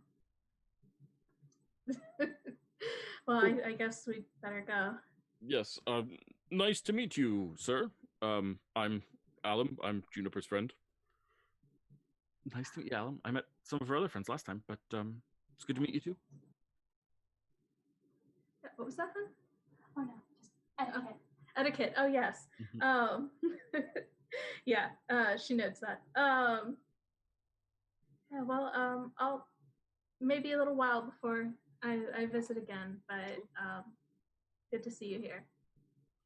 It's a pleasure to see you as well. So yeah, she's gonna head back a little bit on her own with Alum, and kind of lean in and whisper and be like, so Alum, do you think we look alike? You mean more than just two foxfolk? Yeah. You're asking if he is family. Maybe. It feels wrong of me to impose, but why do you not ask him? He wouldn't say. Ah. Okay. Well, my experience with Foxfolk is not so vast that I could easily say one way or the other. You certainly have a similar coloration. You have a similar number of tails, although we know that that is not genetic. Mm-hmm. You certainly have certain similar aspects. I just don't know enough. I could make a guess and say that if he's not refusing to tell you whether he's related to you or not, that people who are not related to you tend not to refuse to say that sort of thing. Yeah, that's what I'm thinking. And he said he knew my mom. Well, there you go. Yeah, Maybe yeah, he knew your exactly. mother. Maybe.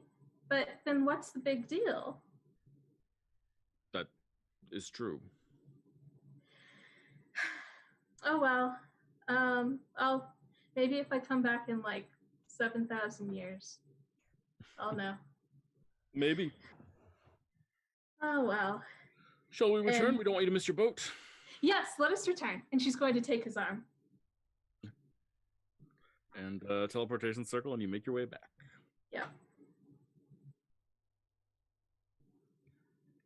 Who wants to be on a boat? Please. Let's get on a boat. We good with that? Anyone have any last short things that they want to do before we get on the boat? After the appropriate ritual for a safe voyage are made, sure. Okay, sure. We don't need to play that out, but Fair just enough. saying, Thomas would not get on a boat without that. Sure, fair enough. Oceana welcomes you all aboard her boat. And she introduces you to her crew. Let's do that quickly. Bam. What up? In case you need to refer to anyone or anything. These are the primary crew members. She's got a couple others, but she's got others, of course. But these are some of the primary ones who are around. And Oceana, sort of welcomes Thomas on board and ushers you away, and then stands in front of Kaz and Juniper. She looks at the two of you, makes eye contact, says, "Well, you are welcome on this boat, but please remember that you are guests, and that if I forbid access to certain areas of the boat, it is law as long as you are on this boat, and you will not go against my will or my wishes. I am captain here, and that means that I am sovereign of this set of planks of wood. You will not go anywhere that you are not allowed to go without express invitation. Do I need to make myself any clearer?" Heard you loud and clear, and I'm gonna just kind of look at Thomas. Yeah, I need actually a little bit of clarification. You didn't say where's forbidden. Ah, yes. For now, storage. Also, my chambers without invitation. Also, any of my crew's personal chambers without their invitation. That seems valid. Okay, thank you. Double thumbs up. She looks at Thomas and says, "Thomas, these are your people, and you'll vouch for them. Oh, yes, naturally. If you will inform them when I'm not around, because it's embarrassing, of my skill with crafting curses." Oh, yes, well, I don't think you'll have much to worry about here, darling. Juniper, in particular, is a huge fan of etiquette. Excellent. Good. We had some problems with the last group of people we had on this ship. And she looks over and you see this human, and she's shuffling her feet and sweeping a little bit, looking embarrassed and shy. Oh. Well, welcome aboard the carving knife.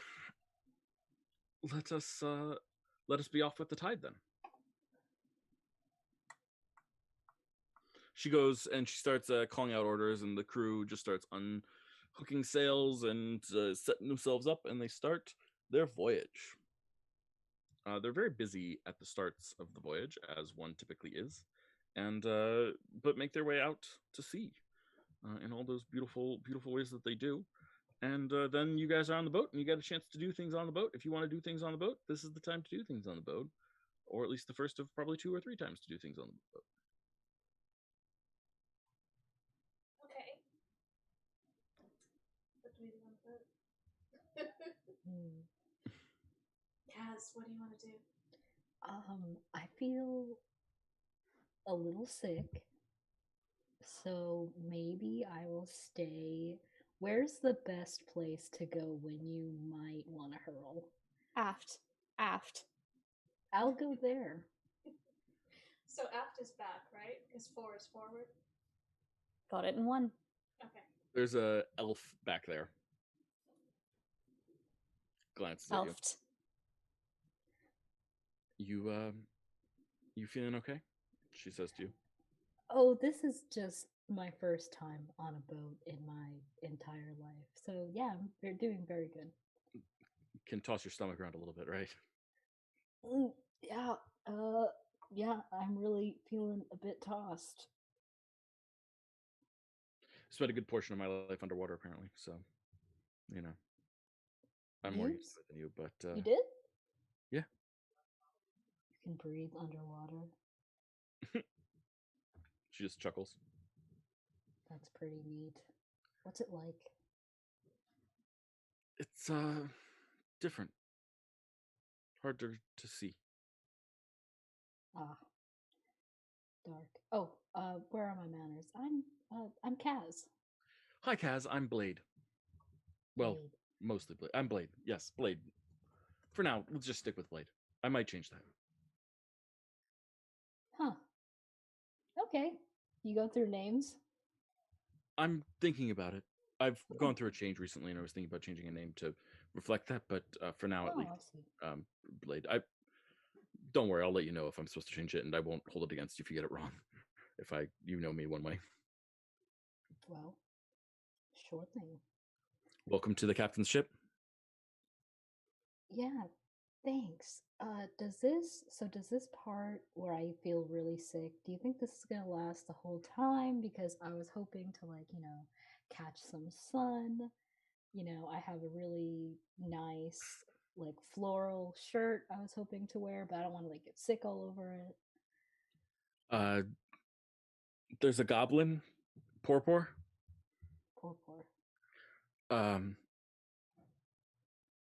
Let's wait until after you're sick, but then after you're sick, go talk to him. Okay. He might have some herbs and whatnot that might help settle your stomach. She's chuckling at this. Okay. I'll keep that in mind. Thank you. Mm-hmm. No problem. And then I'll probably get sick. Mm-hmm. Sounds good. Perfect for me. I love it. Beautiful. Juno.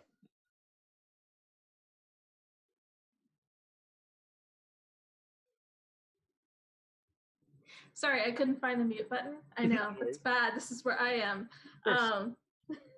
So Juno is going to she's going to immediately check out the storage area. No, I'm kidding. She is.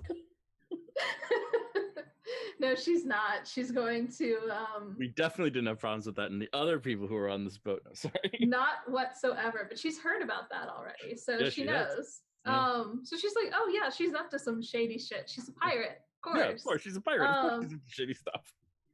So I think the first thing she might do is Oceana's busy, yeah. Not necessarily. What I sort of assume that everyone's busy when we're launching the ship, so you guys are just staying out of the way. Now you guys are on the water, so there's a little bit more give and take. It's not that people aren't needed, because people are needed, but there's room for conversation and chatting and doing things. Okay. So she's first gonna head over to Thomas and be like, Thomas, how approachable is your daughter? Scale of 1 to 10. What, at the moment? she's willingly conveying us on a vessel into untold danger, so I would imagine that her opinion of us is fairly high at the moment. Well, I mean, you obviously, because you're her dad. But Oh, okay. Because you're her older gentleman friend. No, that's not it either. You're a man that she tolerates? Not wrong. Well, she likes you because you're a man that she tolerates. But if you're a man that she only tolerates, then how does she feel about us? So, like, scale of 1 to 10, if I were to go up to her and be like, hey, you do curses, what kind of magic you do in this place?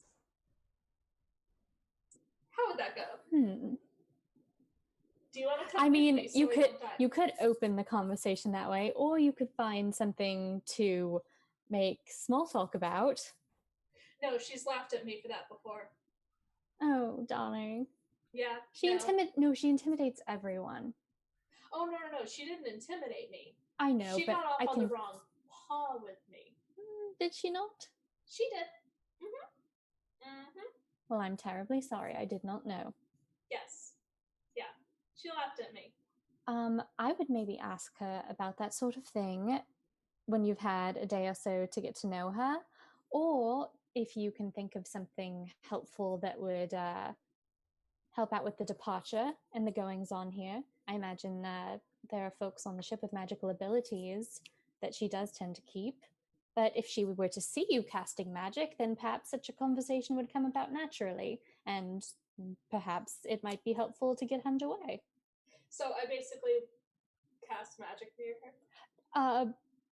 Make sure it's helpful. I would ask someone that you see casting magic if you can assist them. And then maybe do it in her line of sight, Right. Naturally. Well, thank you for the advice, Thomas. Cheers. And she's just going to make a beeline for Oceana. Sure. Yeah, of course. So Oceana's just on the front of the ship. She's sort of casually leaning against the railing and looking. I think she's leaning on the railing and looking over her right shoulder towards the horizon where you guys are sailing. Because the ship comes to like a point, so she's leaning against the side of it and looking over at it, All right. She's going to get in her line of sight. Yes, I should have. Yes, I should have asked. Are you called by anything on here, like captain or ma'am or captain? Okay. Even for people who don't work under you at the time. You work under me now. Oh, that's true. You're right. Okay, so captain. Just wanted to make sure how to speak to you. But yeah, I just spoke to Thomas, and he suggested I be subtle. But regardless, I am a wizard. He would be subtle. Yeah, I know. And I found that when I go for subtle, it turns into an explosion. Not literal, but verbal. Sure. So I figured just, completely ignore everything he had to say and go straight forward. And then she's going to wave at Thomas where she is. Oceana sort of glanced back to Thomas and rolls her eyes and looks back at you. So you're getting to the point then? Yeah. None of this dilly-dallying around that we did last time. No, none of that. This is an improvement. Trust your instincts. I like it. Thanks. So we're going to a place where magic tends to get thrown off. Sure. You've been there before. Clearly you know how to cast curses. So I'm assuming that you have some magical ability yourself. To be clear, I have been through the Maelstrom before. Yes. I have not been to Caprina. Okay. So even when you're going through the Maelstrom, there's no effect that has on any intrinsic magic that you may have or your crew may certainly, things function weird there. The very laws of reality themselves seem to bend. And yes, certainly it affects magic as well. Okay. Is there anything that I should watch out for? Anything that I could do while we're going through it that could help? Because right now, a lot of us are going in blind. Or unprepared. He looks at you. How skilled a wizard are you? 6 tails worth. I've actually never known about that with foxfolk. Does that have meaning? Yeah. I've known foxfolk with multiple tails, but the more I always tails thought you it was- have. Yeah. Excellent.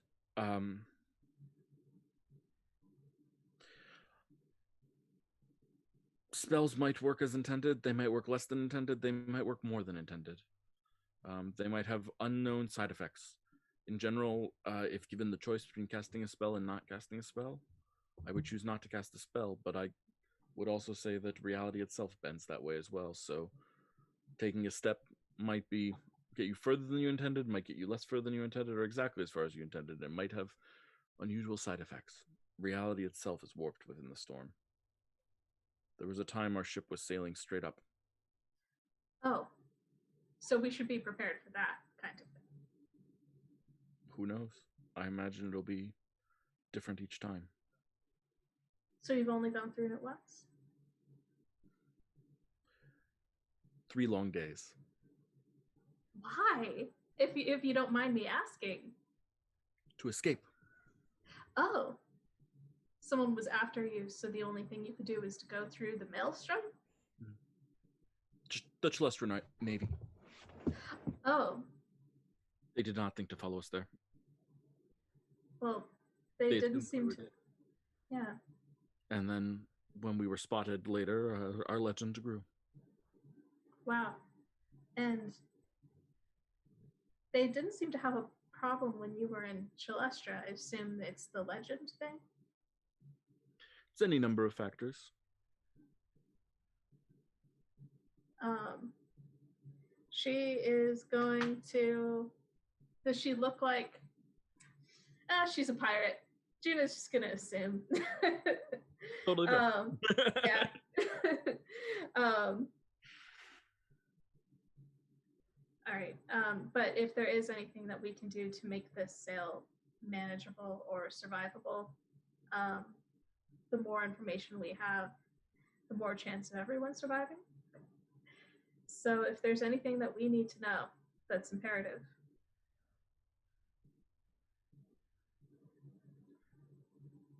Keep your mind clear and don't wish ill on anyone. Oh. Well, the second half is easy. The storm, at least my experience with it, is that it seems to read your mind, read what you want, and pervert it or strengthen it. Oh. I at a momentary lapse, I was frustrated emotionally with one of my crewmates. And the storm saw her dead. Oh. Wow. It's not an easy journey we go to. That's brutal. It's true. It is. A brutality that demands respect. A type of respect, I suppose. We go to a land of legends and demons. Oh. Searching for a quill that has been lost to time. Yep. The things we do for Thomas, huh? Yes. Well. For Thomas. She says and furrows her brow slightly. Or Celestra, I suppose. Well. You're one of those. Okay, sorry. Wait, what of those whats? What of those whats? Are you saying like a nationalist? You believe in what? The hope for Celestra? Well, for the people. Sure. Are we talking people or country? I don't really see a distinction. Sure, there's a distinction. If you get rid of the border, there's still people there. And if you get rid of the border, do those people still adhere to the same beliefs? Maybe. I don't really... I'm sorry. You have to understand, you're Celestra, where you are from, I guess, or where you live, or made your home, or whatever. To me, it represents the antithesis of everything I want in life. It is civilization. How is it civilization? It's not civilized at all right now. I mean, you were there while you were docked. You saw. Sure. It's chaos right now.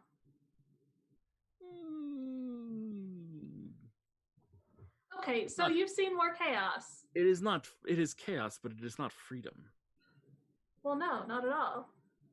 It's under an oppressive system. I mean, it's an oppressive system that people are under right now. Yes, it is. And when they succeed in overthrowing it, if you succeed in overthrowing it, the new system will be working on it. But probably you know what it will be. Yeah. It won't be free enough for people like me. Free enough for you to do what? For you to just be? To do what I want to do, to act how I want to act.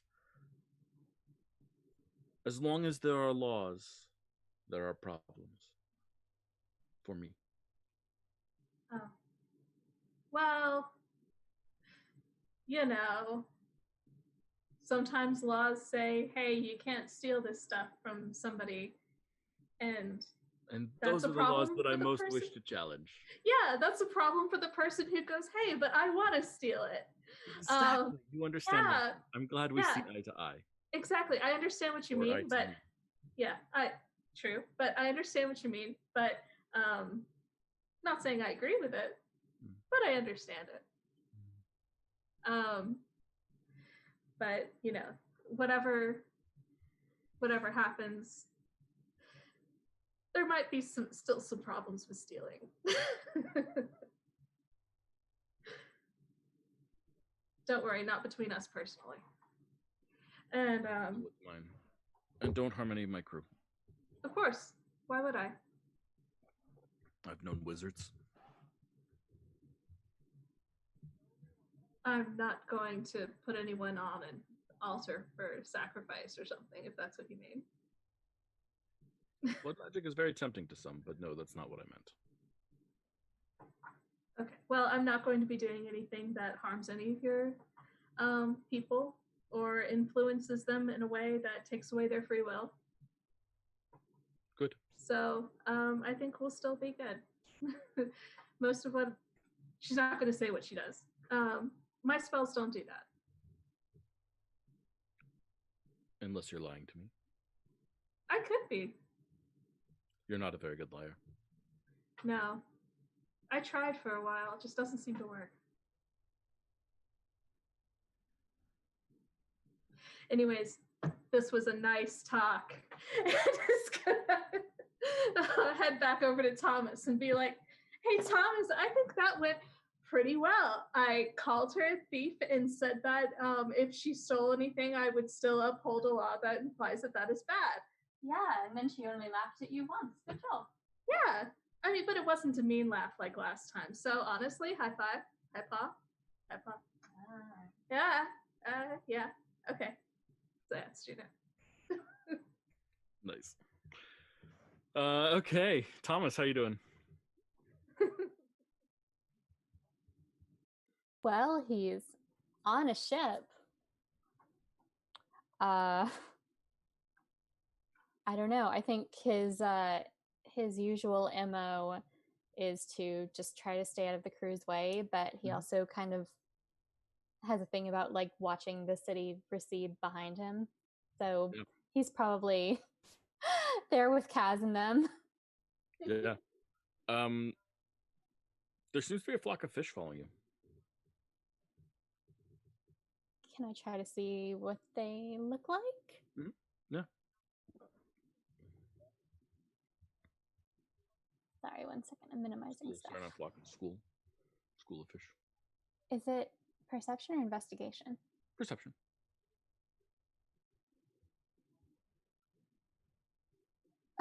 natural one. Hmm? I didn't know cats could swim. No, I mean they look like fish. They look like there's a fair bit of them. Roll a history check for me.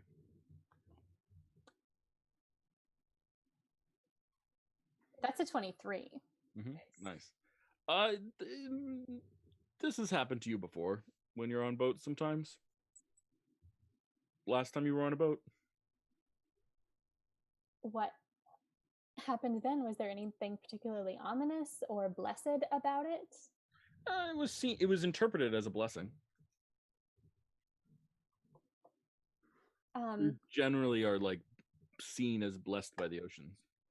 And so fish sometimes flock to the ship that you're on. He's gonna try to grab somebody. Is what's his name? Because I'm interested in him anyway. Is Fuzzball nearby? Yeah, sure. Fuzzball can be nearby. I was gonna say, do you see those out there? Can you make that out? Wow, that's a lot of fish. I couldn't see them clearly through the waves. I mean, they're not sharks. We haven't thrown anything over the side yet, so. Looks like a whole mess of things. That's unusual. Normally fish travel with schools of their own, but I see salmon and trout and other fish. Uh-oh, where's Mercury? Mercury is on your shoulder and hyperventilating. no, I think licking his lips. Okay, please don't eat the sacred fish. They're sacred, boss? I mean, they're not. Fuzzball looks at the fish and says, Is that a porpoise? And a dolphin jumps out. My goodness. You know, you don't really see anything like this along the beaches. I suppose that is the one good thing about being at sea, is the diversity. This is not normal for being at sea, you know. But I guess Not normal for him. Maybe I'm wrong. How long have you been on the carving knife? 4 years. For a foxfolk, that's pretty long. Do you like it well enough? Yeah. I don't really fit in at home. Everyone in my tribe was sort of into trees, and I was like, but water. Well, you make a valid point. I mean, water, right? It's strange. I've only known one other foxfolk that has, been to sea for a significant period of time. I wonder if you'd know him. It goes by Blackberry? No, can't say that I know anyone named Blackberry. Insight check. Yeah, roll an insight check.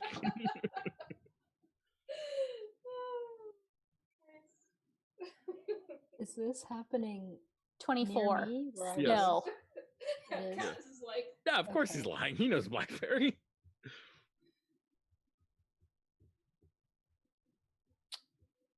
Oh, that's really fascinating, you know? Kaz, you overhear this, of course. I suppose if well, maybe I'll be able to introduce the two of you someday. I mean, if you didn't have shared interests with anyone from your tribe, maybe the two of you would get along pretty well. But foxfolk life is very rigid. Is it really? I would think it would be a little more loosey-goosey than that, more frolicking with nymphs and that sort of thing. Frolicking with nymphs? I don't know what people do in forests. It's cold, there's really big trees, I don't know.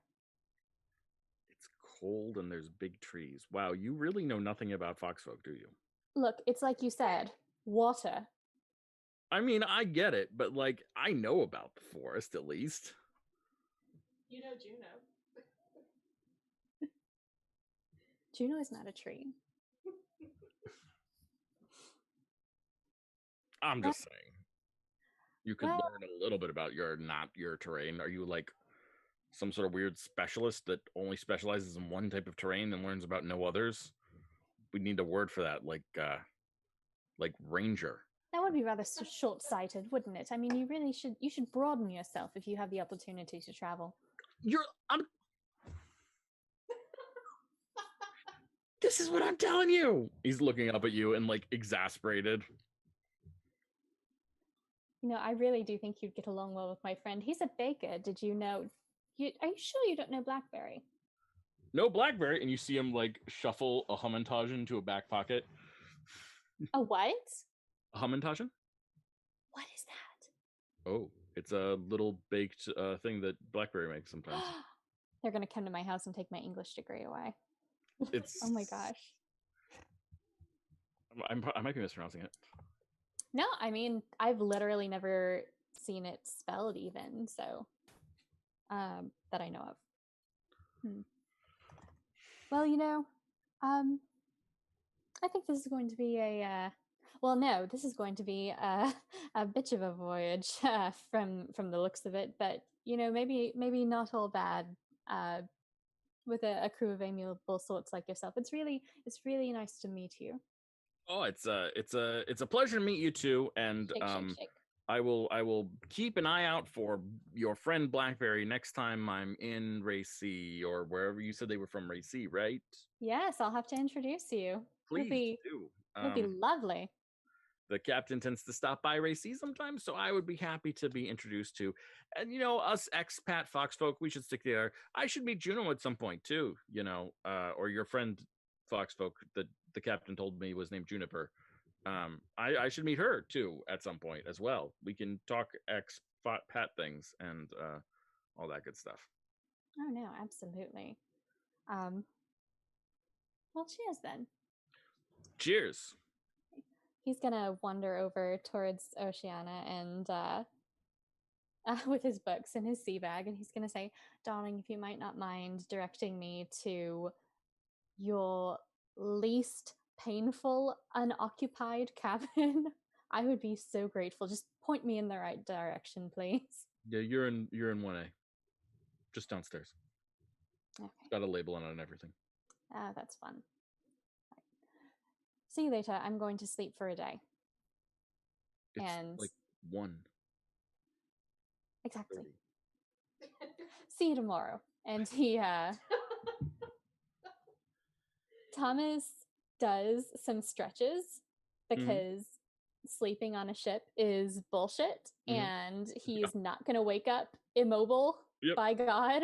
Yep. And the last time he was on a ship, he was able to just, make his way into the captain's good graces / adequately sized mattress. But tragically, so he's left without any options. Yes. So unfortunately, fortunately for you, Oceana actually does have a little bit of a heart and does care about you. And cabin 1A is a little bit more cramped than the other cabins because she's replaced it with a larger bed.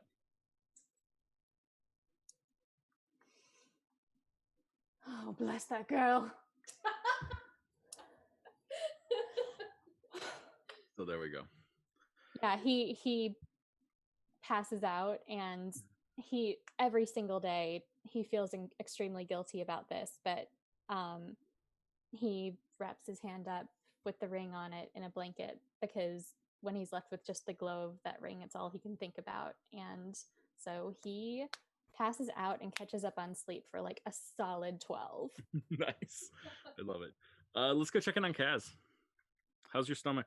I imagine it's calmed down. I do think it's kind of funny that this the conversation with Thomas was happening as Kaz was just yeah, I just see like these background shots of Kaz just leaning over the railing.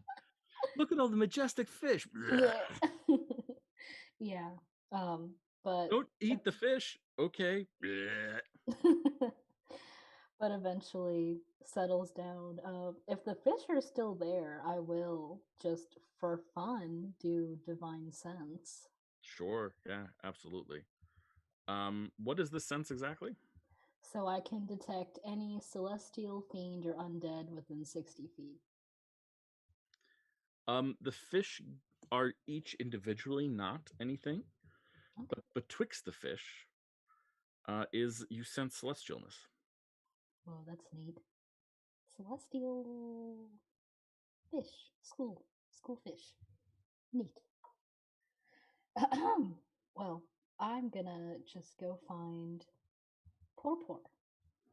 Yeah, so there's a goblin, and he's got a hook on one hand, and is literally hanging from a mast right now, just sort of looking out, trying to spot ahead. He's not really trying that hard, but he's hanging from there's a crow's nest, but instead of being in the crow's nest, he's hanging beneath it. Excuse me. What? Hello. If you want to talk, you're gonna have to come up. I can't hear you. Okay, I'm just gonna start climbing. Mm-hmm. Yeah, so you climb up. It's a nice sized ship, so it's a little bit of a trek up to the top. Do you hang out in the ladder, or do you climb into the crow's nest and be above him? Well, on the ladder next to him, or crow's nest above him? Just curious. I'll hang off the ladder. Mm-hmm. Hey, passenger. Hi. You're Porpor, right? That's my name. So I have a problem. The reason why I didn't get into the crow nest with you is because I'm afraid I'm gonna puke into it.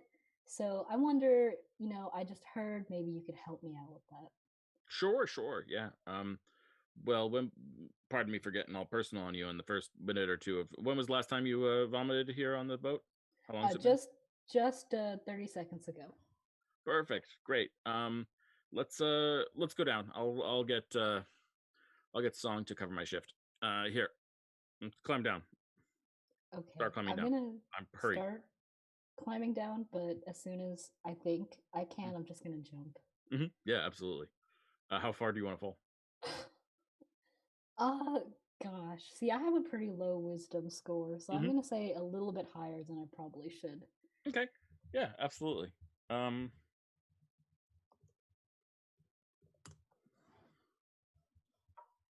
It's like 7 points of bludgeoning damage. Okay, that makes sense. Mm-hmm. Yeah, he slides down the ladder once you drop, and just with one hook to guide him, and just slides down and lands heavily on the ground, and says, "Come on!" And he starts walking. And he goes below decks, and starts walking you back down a corridor of cabins, and he pounds twice on a door and says, "This one's yours," and then keeps walking, and gets to the end and opens the door and says, "This one's mine." And he opens it, and inside you see incredibly cramped quarters. There is a tight bed, and there's a hammock hung above it, and then underneath the bed is like a cot. So there's 3 people in this tiny room for sleeping. But then there's on the other side there's like a chest, and he walks over to the chest and pops the key into it, unlocks it, flicks it open, and inside you see like quite the array of herbs and spices and crystal gems and things like that. And it kind of actually looks a little bit like Masha Seasworn's place. And he pulls them out and starts going through them one by one, and pulls out a mortar and pestle, starts pushing something together, and puts it together and mixes it and pastes it and turns around and says, "So, not much sea travel in your life?" No, none at all, actually. Up until None at all. Up until this very moment. Till this very moment. Wow. How'd you get from point A to point B without being on a boat? I just didn't go to anywhere. Just didn't go anywhere. Walked, huh? Yeah. Bet your feet are calloused. Oh, I mean, yeah, a lot. There's a couple layers on there. So, where are you from? Oh, the city of Racy. Oh, okay. Sorry, you just had a look about you. I didn't know where you'd be from. Well, this should do it for you. And he hands you 2 things. One is like a bowl with a thick paste in it. And the other is like a small, tiny pouch of herbs and crystals. And he says, take that paste and just rub it all over your stomach. Oh, so don't eat it. There's I won't really try it will make you quite sick if you eat it. Sorry. Okay. Underneath your armor, on your stomach flesh, right? Just rub this all over your stomach. It should like it'll make your stomach look like a little green-ish, like a gray-green color. It's like it looks like clay if you kick clay onto your stomach. Okay. Yeah, and then just take a big whiff of the pouch and then leave it on. Keep it on you. Don't eat this either. No, nothing to eat here. No. Okay. Don't stop. Don't put things in your mouth that people. I'm a stranger. What if I poisoned you? I mean, you know, it happens. You are way too trusting. No, I've don't put anything in your mouth. No, rub this clay type substance on your stomach, and then take a whiff of this through your nose, and then just stick it in a pocket. Keep it on you, and take a whiff whenever if you ever feel sick at all. Just take a whiff. Wow, I really appreciate this. I feel like I gotta do something for you. What do I owe you? Sure. Yeah, I like money. Okay, sure. What's reasonable? I have no idea. You have no idea? No. 200 gold. Say, 200 gold. I don't have that. Would like 5 gold work? Yeah, fine. I was just seeing how much I could get out of you. Yeah, I mean, winks. no, I might have given it to you, but I don't have that much. Nah, the captain probably wouldn't like it. All right, I will hand them 5 gold. Yeah, take 5 gold and puts it away. Nice. Drinks on you next time. Oh, winks. Drinks here? Next time I'm in port. God, what is... I mean, we have brew on board for when we need it, but like, come on, just... Landlubbers are weird. I get that reaction a lot. Yeah, sure. Makes sense. Well, I'm gonna go eat this. I mean, I'm gonna go do not that. Thank you. Don't eat it, please. He shouts up. Yeah, and I think on that moment of comic relief, I think that's where we'll end today's episode. Slightly shorter than normal, but I think that's it's nice to have a nice. Okay, Thomas, go for it. Please. I messed up during the first part of the game. Oh no, what happened? Number 3 on my list, which I seem to have skipped over, was that I needed to have him write a letter to Juniper asking if Mela has a sample of Evangeline Corella's handwriting that she can bring with her. Oh, well, I probably would because I work with... Can we say that happened? Of course. Okay, awesome. Thank y'all. No problem. Here to help. Okay. Let's do some check-ins and see check some experience points and all that good stuff. Yeah? Yeah. Let's do this thing. Wow. Okay. Did you learn anything about Primarch Magli Blackice, his conspirators, or his supporters? I don't think we did. I think not. Leave those points on the table, why don't you? It was a chill day in racing. Oh, interesting. They froze his Twitter account. We don't know. No Magli Blackice. comment. Fair enough. Okay. Well, fair enough. No points there. Let's see where my there we go. Nope. Wait. Nope. There we go. Next up. Wait, we learned the Temple of Gadza can be bribed. I don't think we learned that. Okay. Did you express your character's class, species, or background in a meaningful or impactful way? Feel free to nominate each other. Juniper. What did Juniper do? A lot of wizard shit, but the one I'm thinking of, well, no, maybe I should say that because the other one was your belief. So definitely the magical exposition with Alum and kind of working to continue to puzzle out Magic of Intent. Yep, Magic of Intent. I'll give you guys a point for that. Bam. Juniper, do you want to nominate someone? We're good. We are one. No, I'm kidding. I'd say Thomas definitely did a lot of Thomasing with organizing the entire city. Yeah, I think that's fair. Thomas was organizing the whole city. I like it. And Kaz, do you have a moment that you feel like stood out to you as a paladin? I feel like I mostly just talked. Yeah, that seems looked fair. around. That seems fair. But But I mean, your paladin thing, you made sure that Lady Area was secure before you left because. we did that last time. Okay. Well. We knew that already. Hmm. Okay, next up. Did you overcome a meaningful obstacle or impediment to your character? This can be personal growth or knowledge or defeating something big.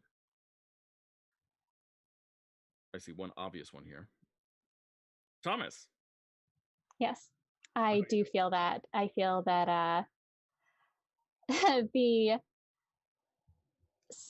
the solutions that a priest has when their feelings are hurt are to write a manifesto or to sit in contemplation and self-reflection.